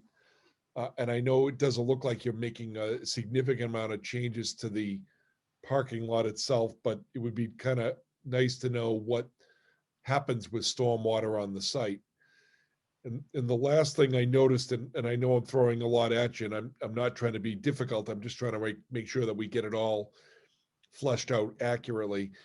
On the existing plan of the property, there's 3 parking spaces located adjoining the area that you intend to brew beer in, and they're not shown on this plan. And this plan kind of shows that as the passageway between the back and the front of the property. So I think that you can probably fix that when you come in with your site plan, because I don't know that there's enough room there. I don't know what the dimensions are. When I look at a Google Earth photograph of the property, the parking lot looks like it's actually in pretty good shape, and it's all striped. So I think there's a lot that's, you know, positive there. And I don't know what type of screening other than planting exists between the rear of your property and the residential neighborhood in the back on Forest Street, but I'm gonna guess that many of your neighbors who are located, I guess, to the north and west of the property along Forest Street are concerned with maintaining a dense continuous buffer. And the plan that you have here shows plants, but I can't tell whether those are new plantings or existing, and I'm gonna guess that they're existing. That's correct. But I'm fairly sure, because the Forest Street group has been vocal on other development in town, that they're going to be concerned with, you know, the noise, light, and other impacts of an active place, and maybe, you know, in a way that they weren't concerned with the Kathy Gorgon's studio. So those are kind of my observations, but I think it's all really geared to the fact that you really should have a site plan so that the board can, when it deliberates on this, determine whether the project complies with the environmental performance standards of the bylaw that apply to your use, which are 415-779. And I think if you address them with us, you're likely to save yourself a lot of time with the planning board, which will be your next step too. Very good, sir. I have every intention of addressing all those concerns and just obviously working with you guys to make this a successful situation for everybody. Yep, and they're not intended to be criticism. It's constructive, Taken that way. criticism to give you the idea of the additional information that we need in order to make a decision on the matter. Understood, sir.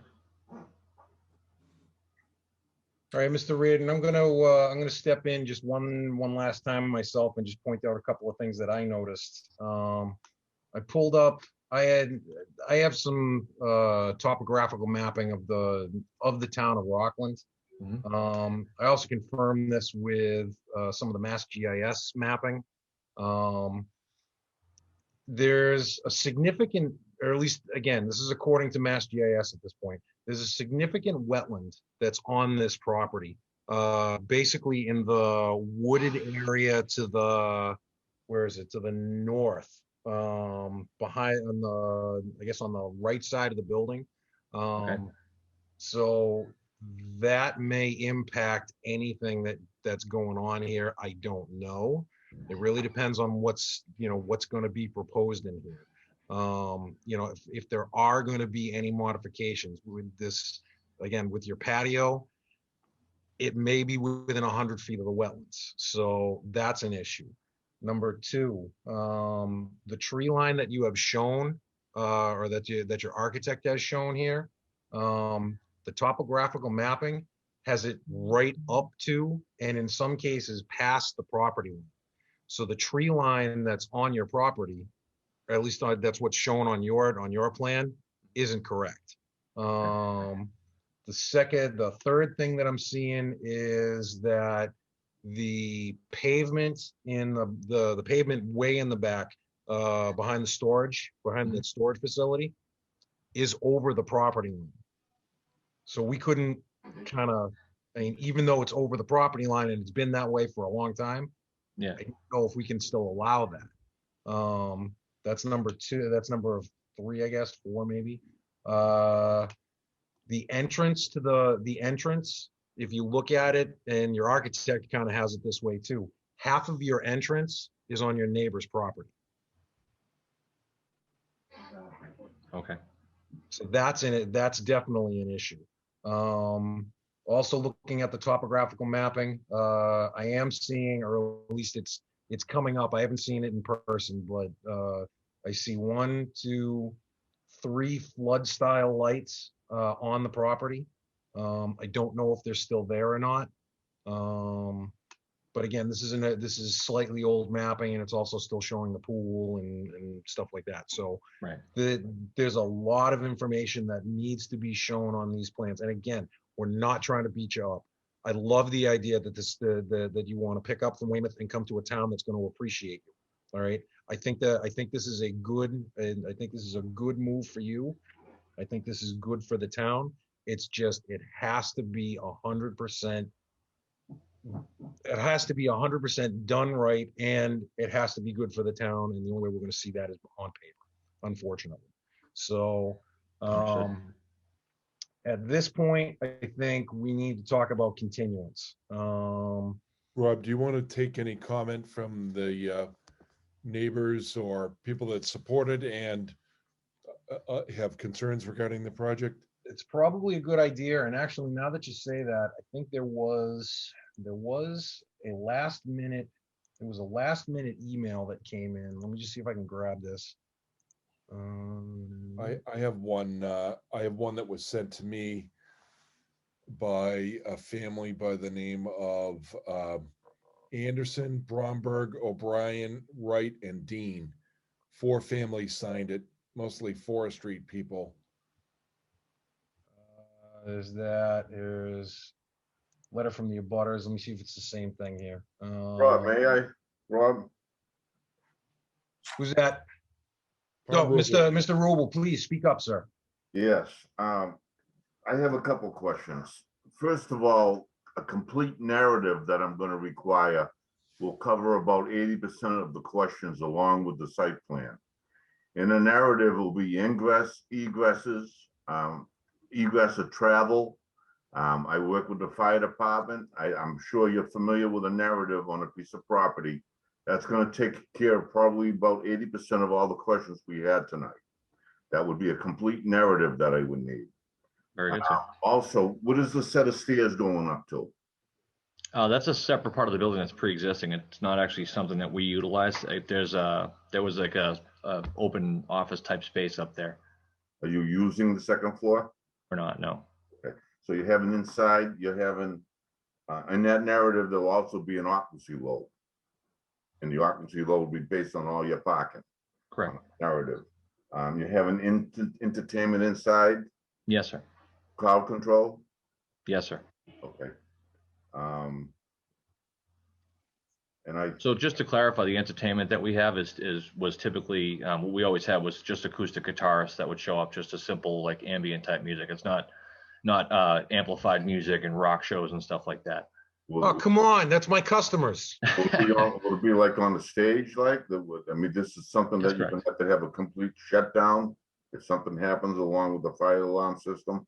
Yes, sir. Yes, we actually had already considered that when we were updating the fire alarm.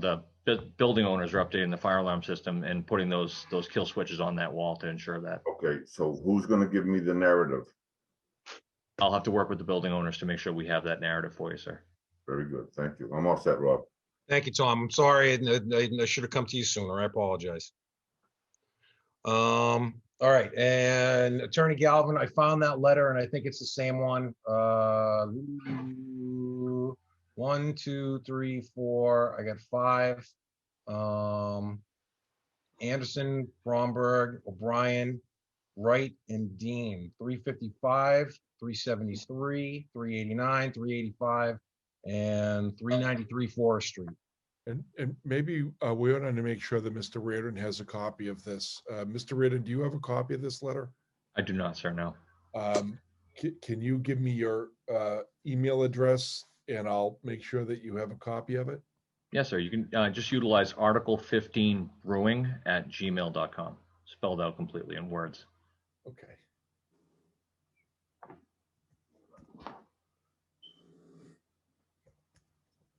Article 15 Brewing. That's correct. And at what address? gmail.com. Okay. I've just sent it along to you. And I obviously I don't expect you to respond to it at the moment, but these are probably more the questions you're going to get from abutters. So you maybe at the next hearing date, you could respond to them. Yes, sir. And one of the reasons why I was thinking about holding responses from the neighbors, again, because of this letter.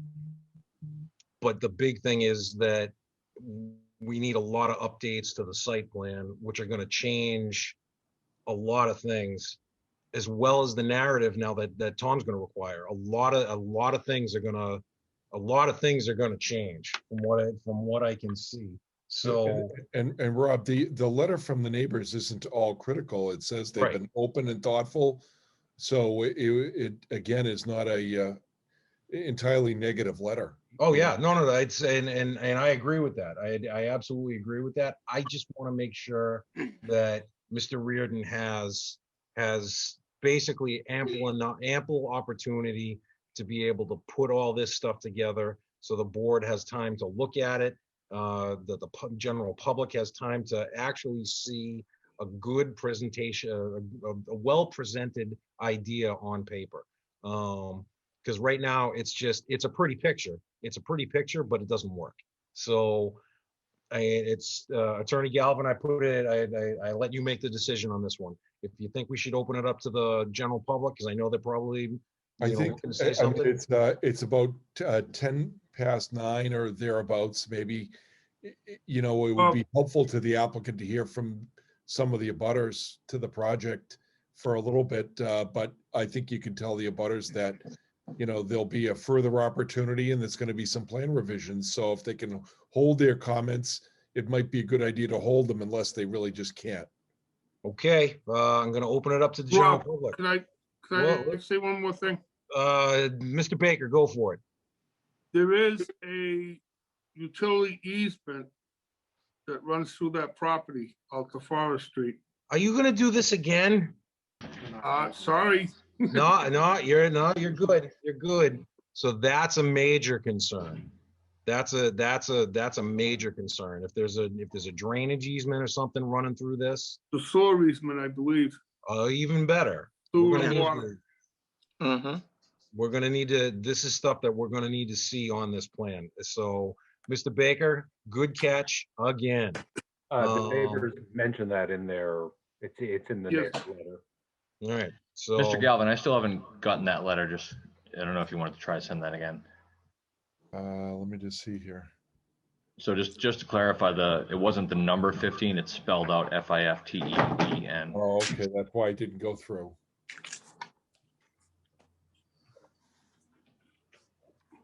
All right, so that's on its way. While that's coming through, again, I asked, does anybody want to speak in favor? And Can I say something? do you want to speak in favor? I just want to state something that I'm seeing here. Okay. I'm seeing that where he's showing his plan, he needs to click off his tools on the side, the PDF tools, because we're not getting to see the full plan at all. He may be thinking it's full plan on that, but it's not showing as a full plan on our screen.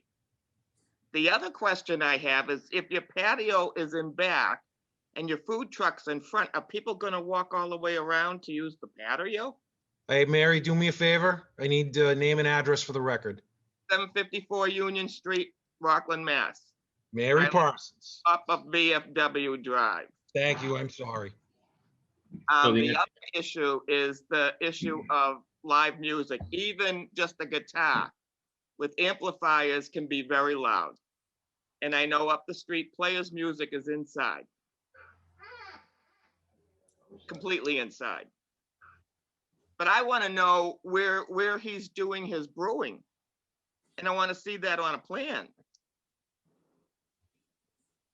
Mr. Reardon, is that something you can point to on this plan right now? Yes, sir. I'm not, hopefully she can see when I point to it. It's on the left side of the building in the plan. There's some areas that look like sort of circles. Let me see if I can make this where you guys can see it. But this entire space over here, which is about 3,800 square feet, is the brewing space, which is then separated from the taproom space by a wall. Again, on architectural plans, that would have been, kind of, that would have been labeled on there so people could see that that's what that was.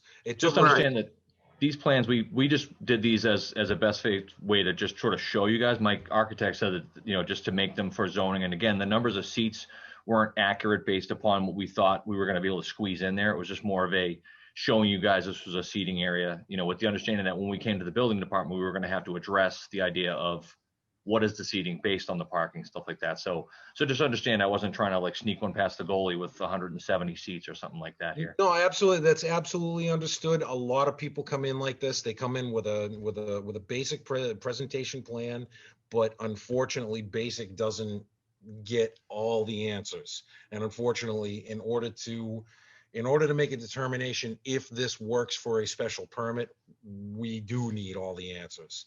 Yes, sir. I apologize for that. Well, no, I'm not going to apologize for that. This is my town.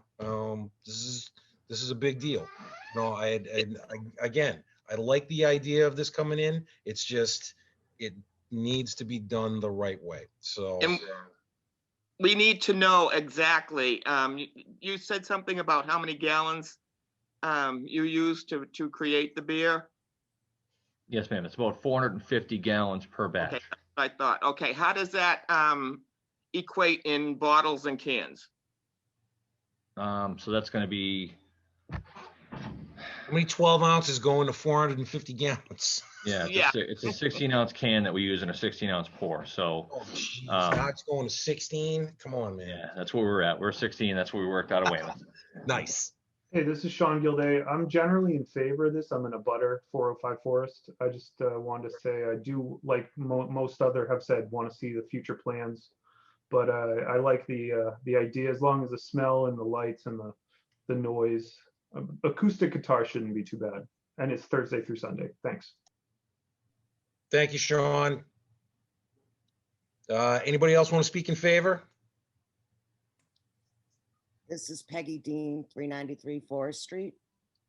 How you doing? My property is good. How are you? Our property is directly behind Kathy Corrigan's. Do you have to have a rear patio? Because of, yeah, honestly, we tried to do the outdoor patio thing because we were trying to address the uncertainty with COVID, where the state requires outdoor seating in order to be able to operate. So we were trying to get ahead of that by having some sort of delineated outdoor seating, as opposed to trying to put some sort of ad hoc thing together on top of parking spaces that was sort of an eyesore. We were trying to create something that was more of a controlled space with limited viewing, so as not to disturb the neighbors. Well, if that's the case, would you consider putting that in the front? I guess we'd have to address that with the zoning board just in terms of the parking, but I guess that's something we could potentially talk to them about. And I'm going to tell you that probably won't happen because it's going to eat up into your parking spaces. Yeah. So, ma'am, what was your address again? I apologize. I'm looking at an overall picture here. I'm trying to figure out where you are. 393 Forest Street. Okay, 393. I see where your house is. So one other thing I just wanted to mention as well, when we had our small patio space in the Weymouth location, that space doesn't operate for the like late into the night, like as in other words, say again, using a Saturday as an example where the place would potentially be open till 11 p.m. We shut down the outdoor patio space earlier than that, typically around 8 or 9 o'clock, obviously summertime hours, sort of around when it gets dark, basically. Simply because it just makes it easier for my staff. It's not a big place where we have, 15 servers. People come to the bar to get their drinks. So there's limited staff in terms of, my employees that are actually, working with the public there. So just not having to go out and sort of corral people in from the outdoor space, it allows us to kind of slowly work towards our, our closing time to make sure that we're still meeting that closing window. It's understood. Mrs. Parsons, can I ask you a question? Yes. It's again, you've been around here longer than I have. Do you remember when that pool behind Kathy Corrigan's was open? I never knew there was a pool behind Kathy Corrigan's. Does That's anybody how secret that was? Does anybody know how long that pool's been closed? Or, If you would allow me, Mr. Rosa. Who is this? Janet Can. Janet Can. Name and address for the record. 64 Union Street, Rockland. I took my daughter to swimming lessons 39 years ago at Kathy Corrigan's. Do you know when it closed? Do you know when they closed? No idea. She was 6 months old when I took her. Okay. I'm just trying to figure out because the question's been raised about a couple, and not just anybody by anybody specific, but having the outdoor patio, is it going to create noise? I'm just wondering how long that pool's been shut down for, because I'm thinking that with kids out there, and you can't stop noise with that's daytime though. Yeah, Also, I have something to say on the pool. Okay, name and address for the record, please. Todd Eastman, 399 Forest Street, directly behind the building as well. I believe the pool was 2018 was all set with, and it was limited hours. It was probably for an hour or two at best throughout the day, if that. Very limited, mostly when you're at work, type deal. I wasn't sure what it was all about. I didn't know if it was like a nighttime thing, if they had evening hours, like a public pool or something. I don't know. Very limited.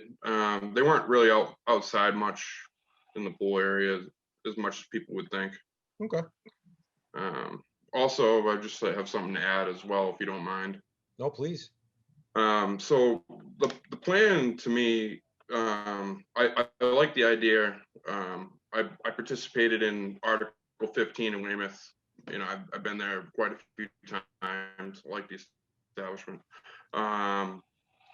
But the plan that shows here kind of looks a little like deceiving compared to where the abutters are.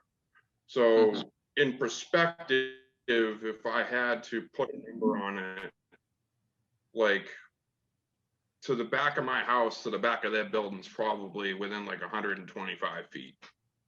So as far as like out back parking and stuff like that, headlights, car alarms, you know, noise, you know, we all have small children around here, you know, stuff like that.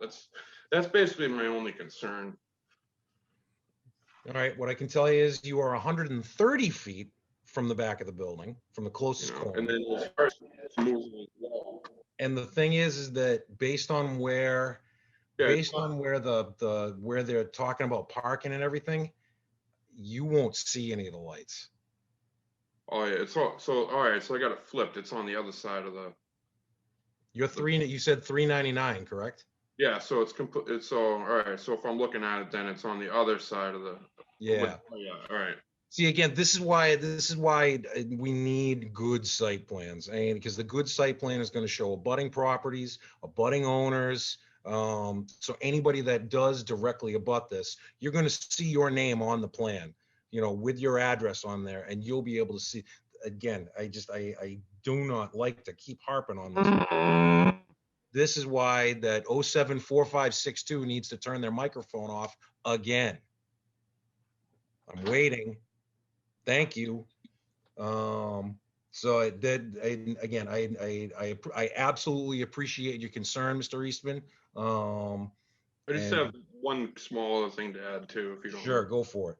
So there is wetland behind the house, and there's a drainage that runs underneath VFW Drive and then also through Forest Street. So there's like a natural style river, whatnot. So we've never had to deal with it before, but as far as snow removal and meltage and snow piling and things like that, and runoff from, is that going to contribute to our water table for, you know, flooding of our basements and things like that, you know? Again, this is where because naturally we never had to deal with that. It's always been fenced off. Yep. Again, this is why we need a good, solid, engineered plan that's going to address all of these issues. That's a big thing. Can anybody hear me? We can hear you now. We don't know who you are. George Anderson, 355 Forest Street. Okay. Can you not yell, please, sir? Okay. Can you hear me all right? Yeah, but you're still yelling. Okay. Look I just want to say something. You got a lot of issues here.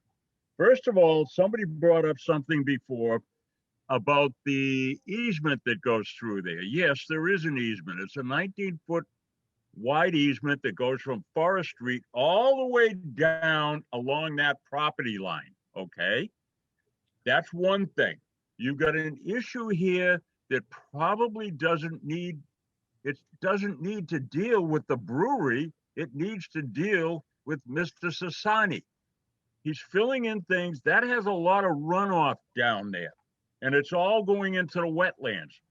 I've been here for 51 years. Okay, sir, I'm going to stop you right there. If what you're talking about is something that the current building owner is doing in the back of his property, yeah, your best bet right now is to contact the Conservation Commission. That's right. So let's stop talking about it and let's move on to something that the zoning board can deal with. Okay, I understand that, but this is getting to a point where, okay, he's doing all kinds of stuff out there. This should not have anything to do with Mr. Reardon. If he wants to build, then why are you bringing it up, sir? Then why are you bringing it up? I just am bringing it up. Sir, I don't want to talk about anything that Mr. Tassinari is doing right now. It has nothing to do with this conversation. All right? Okay. Please. Okay, that's fine. You need to address the zoning end of it. Okay, I have some other issues.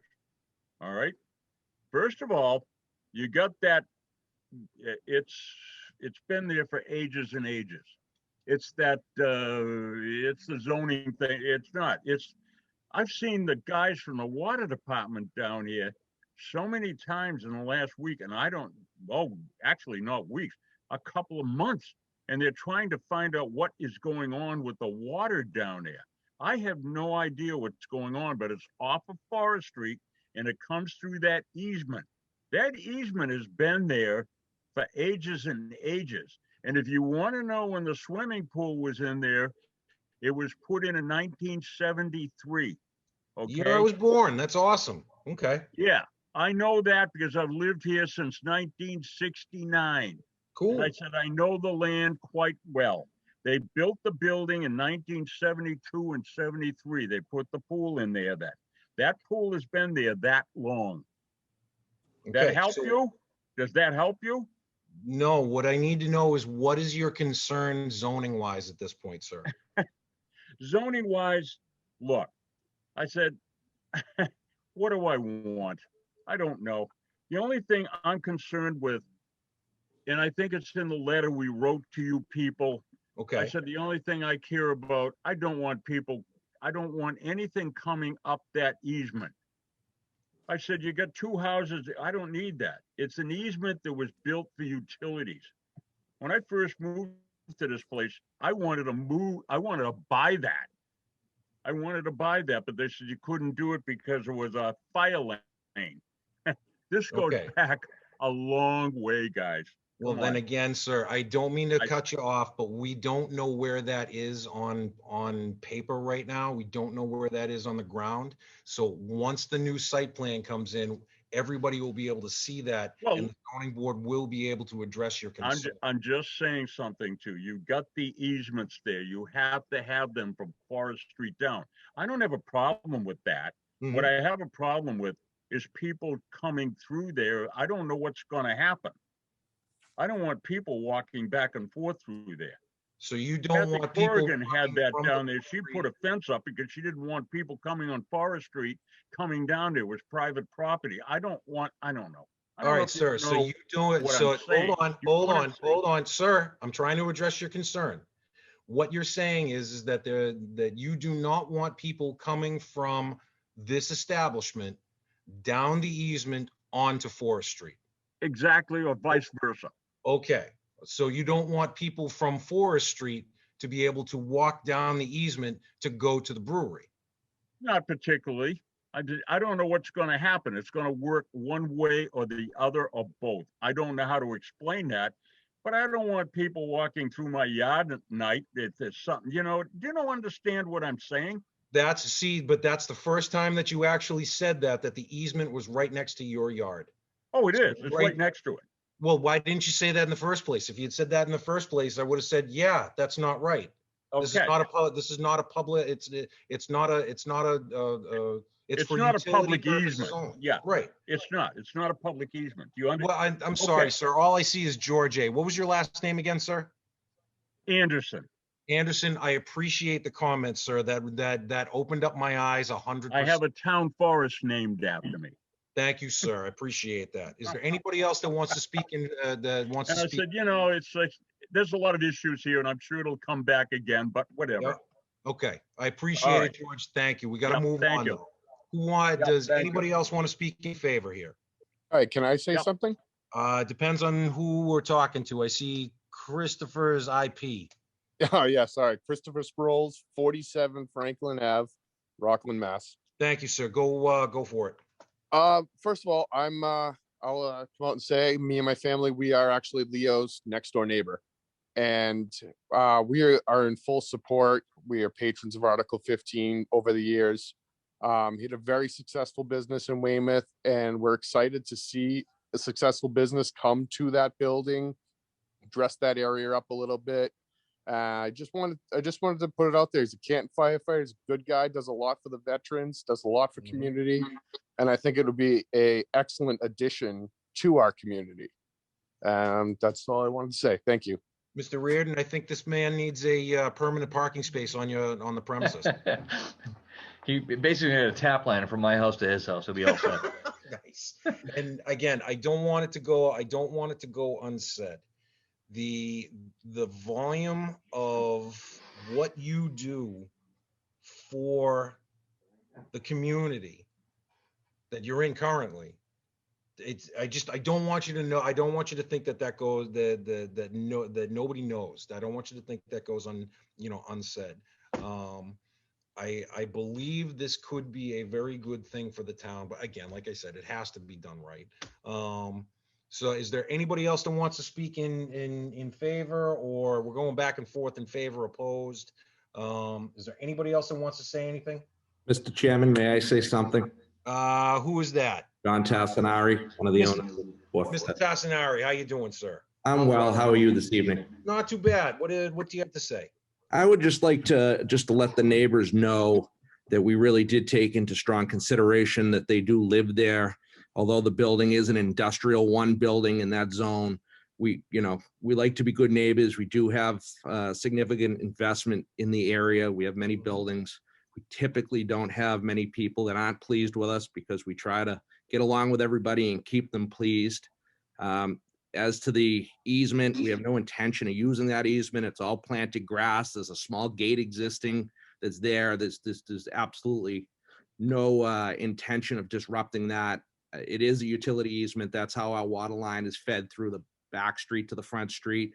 It's already existing. We're not digging it up. We're not touching it. So that's going to remain intact the way it is. And, we're very approachable. If we can make somebody happy, we will. I think that the brewery is a good fit. It's better than a construction yard or a trucking company that goes in every day at 6 in the morning and starts their trucks and has deliveries, or a manufacturing facility that blows their whistle at 6 a.m. to start. It's not what we're trying to accomplish there. Leo's a small business, veteran-owned business. He takes pride in what he does, and I think, and I know that it'll be a good addition to the neighborhood. I appreciate that, sir. I believe Mr. Reardon does too. Can you add, Mr. Tassinari, can you answer me this? Is the property fenced? A portion of the property is fenced in the rear. There's a couple of sections. It's existing, but there's a couple of sections in the rear that we're planning on looking at and repairing that need it. But the entire property isn't, but a portion of the rear is. Okay, that may be something that we want to look at when it comes to this property, because there, as you know, and as everybody knows, it's bounded by almost, I would say 80% of the abutting property is residential. There's your direct rear abutters, they're going right, they're right up to your back line. Your left and right abutters, they're off of Forest Street, and they've got significant tree line, significant buffers, but still. I respect that very much. And the nice part about this situation is I don't think I would be exaggerating to say the majority of this business takes in and out of the front door of the building. Exactly. People who come there aren't going to want to park in the backyard. There's plenty of parking for the most part right in the front. They're going to pull up, they're going to enter the front door and leave through the front door. There's really no reason for anybody to walk around the building unless they had to park back there. No, I agree. I agree there. I just really think that, the industrial side of the building is on the front, and I think that the impact to the rear is going to be so minimal, if any. I genuinely do. No, I agree with you there. Anything else is there anybody else that wants to speak in favor or opposed at this point? Can I just say one more thing? Absolutely, Mrs. Parsons, go for it. There's a lot out in the back that says for future parking. Is that impervious surface now? You ask, let me answer that question. That area was where the pool was, and it's currently in a compacted state. It's currently not asphalted. It's in a wrap. They call it wrap. It's a compacted hard surface. Okay, but it's been like that since what, 1972? No, that area was where the swimming pool was. It was all heavy concrete, and it was an Olympic-sized swimming pool back there. When did you pull it out, sir? We had a permit issued by the town probably within the last 60 days or less. Okay. And it's been signed off, and it's fully done correctly. Is there water and sewer coming in from Forest Street for this building? There's a cross lateral connection that feeds from VFW Drive and from Forest Street. So it's basically a main for the town to be able to isolate their water main from either side. So if there's a water main break, that your street isn't put out of water, or vice versa with VFW. Okay, because I had always heard there was issues with VFW not having water and sewer piping. It was always coming in from somewhere else. Yeah, there's a lot of feeds that do come across, and as well as gas in some sections also go through those easements. Okay, and plus, I don't think that the building inspector should assume that he's going to answer everyone's question in the future, since this is going to change, and I do want to see the abutters in the back and on the side. Mm-hmm. Yep, we'll have a comprehensive paperwork packet or submittal back to the zoning board once it's completed. And as you know, it's all public information. If you'd like to speak with us before that or after that, you're more than welcome to reach out to us that way too. Okay, on the available space, you own the whole building, right? Yes, I do. Okay, so because if something goes in there, that's going to be an issue of the 100 parking spaces, because now it's going to be shared parking. Well, at this point, we're just going to have to see what the engineers draw and show. There's a calculation that was previously mentioned that says what the allowable use and space is and what's necessary. So that will really dictate how that goes. So instead of speculating, we'll have to wait to see what that is. I'll give you trouble. I can go And back. can and you- find all kinds of shit. Mary, hold on. George, you got to turn your microphone off, sir. Thank you. Can you show the wetlands on your plan too, that's on your side, that's abutting? If that's what is done, I suppose, yes. I mean, that's Yeah, also, that, the more you show, the better off you are. yeah, well, we're not by any means planning on building anything or any new structures or changing anything that's there now. So there is a drain line that does go through there, which the town installed. So that's remaining and that can't be touched. So basically what's there is what's there. Okay, and drainage is going to be an issue. Pardon me? I have a question, John. So for the additional parking in the back, do you plan on putting any drainage for there instead of going into the wet? I don't believe we have any plans of paving that or changing that. Throw So it back. Yeah, we're gonna stop that right now. We can't talk about future at this point. We can only talk about what the proposal is at this point. We don't know anything about the future. He may not even do it. That's why we can't talk about it. Okay. I'm not trying to, believe me, I'm not trying to shut you down, man. It's just, it's one of those things that we can't really talk about. We don't know what's going in there. I would Although, say our intent is to put everything towards the front on the industrial side. That's our intention. So that's I mean, what's existing now for the most part. Now all your snow is coming in the back of my yard. So I was just curious about that. I couldn't, I'm sorry. Yeah, Well, currently right now, all your snow removal is going back there. So I'm just curious about, we have trouble with our basements as far as water. So we've never had this issue before as far as people piling snow back there as meltage. So that's why I'm curious to see if in the future, if you're going to do anything differently. We may not even plow that area. It may just stay the same as it always was. If it's not being used, then there's no reason to plow it. But if you need an area that will show where we'll put snow, that's not a problem. We'll put it on the plan. all right, and Mr. Tastaneri, you've been through the whole site plan situation before on your other properties. So and again, kind of what we're looking for. The level that this kind of needs to go. The people that some of the people that you would need to call in this, correct? Correct. Okay. All right. I'm gonna put an end to any more comment at this point. We need to talk about continuance. I know that it's gonna take some time to get an engineer out here to deal with this. Because every engineer and surveying firm right now is 100% backed up. If you find one that's willing to take it like tomorrow, you don't want that guy. So I'm going to say that 30 days, obviously we'll go 30 days on this, come up with a date and time. But I'm not thinking that you're gonna have this prepared in 30 days.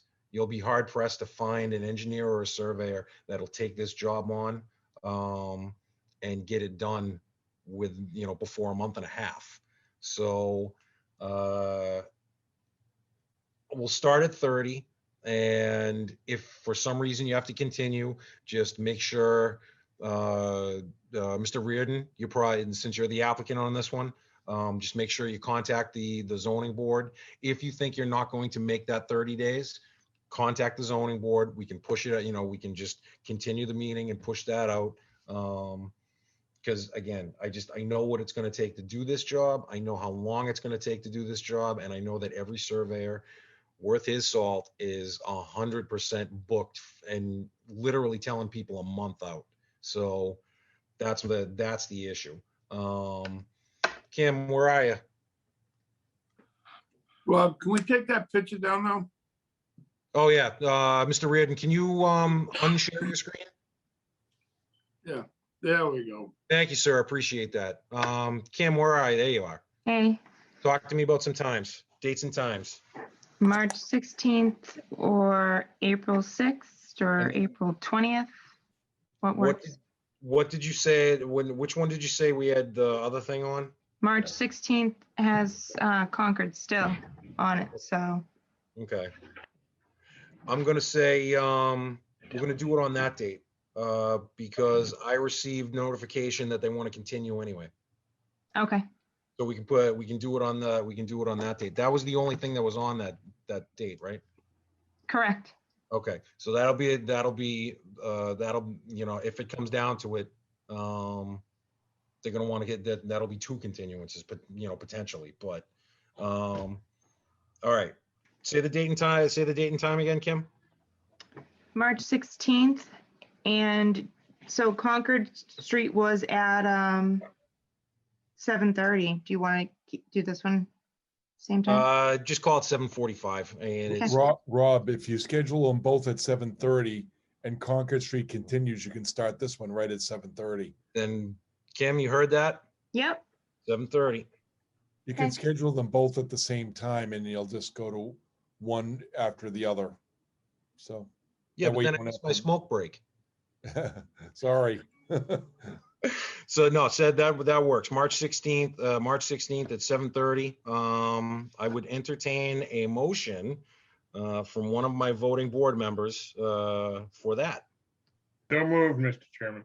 I have a motion by Mr. Baker Jr. I need a second. I hear no second. Look at that. I'll second. Well, no, Chuck, you're too late. Mr. Galley, I got a second on Mr. Galley. I need a roll call vote. Let's see if I can remember who's voting here. Mr. Haynes. Yes. Myself is yes. Mr. Hessian. Yes. Mr. Galley. What'd you say, sir? I saw a hand. Oh, yes. Nice. And I see Mr. Baker Jr. Yes. All right, that's that carries. Wait a minute, Baker OG hasn't spoken up again. Oh geez. Mr. Baker Sr. Yes, sir. You have anything else that you would like to add to this discussion tonight, sir? Nope. I got the I'll wait. calendar. I'm circling it. Wait till I see the site plan. No, that's a good call. That's a good call. Mr. Reardon, are you you have your marching orders?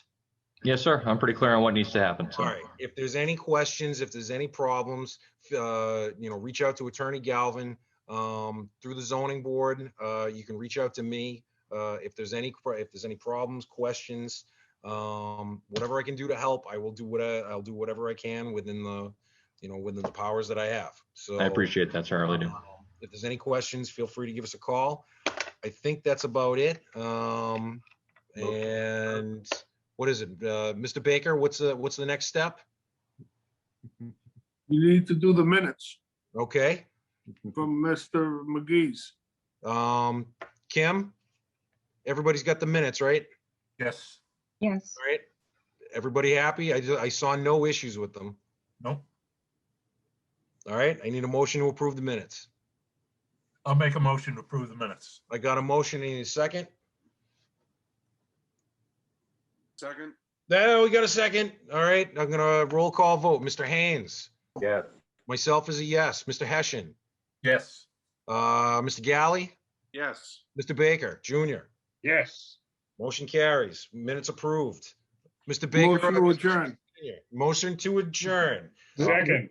Mr. Rosa, I'll draft the decision on Pine Haven Circle Okay. for your review, okay, and for the board. All I right. appreciate it, Attorney Galvin. Thank you very much. Now, again, I would entertain a motion to adjourn. You did. Who did it? I did. You're not voting. I'll move to adjourn. Okay, I got a second first motion from Mr. Baker Jr. I need a second. Come on, Stephen. Second, There's a second. Nice. Okay, I got a second from Mr. Galley. I need a roll call vote. Mr. Haynes. Yes. Nice picture, by the way. I like that. Mr. Hessian. Yes. Myself is a yes. Mr. Galley. yes. Mr. Baker Jr. Yes. Welcome if you got him. Later, Thank you, guys. everybody. I appreciate it. We'll see you next round.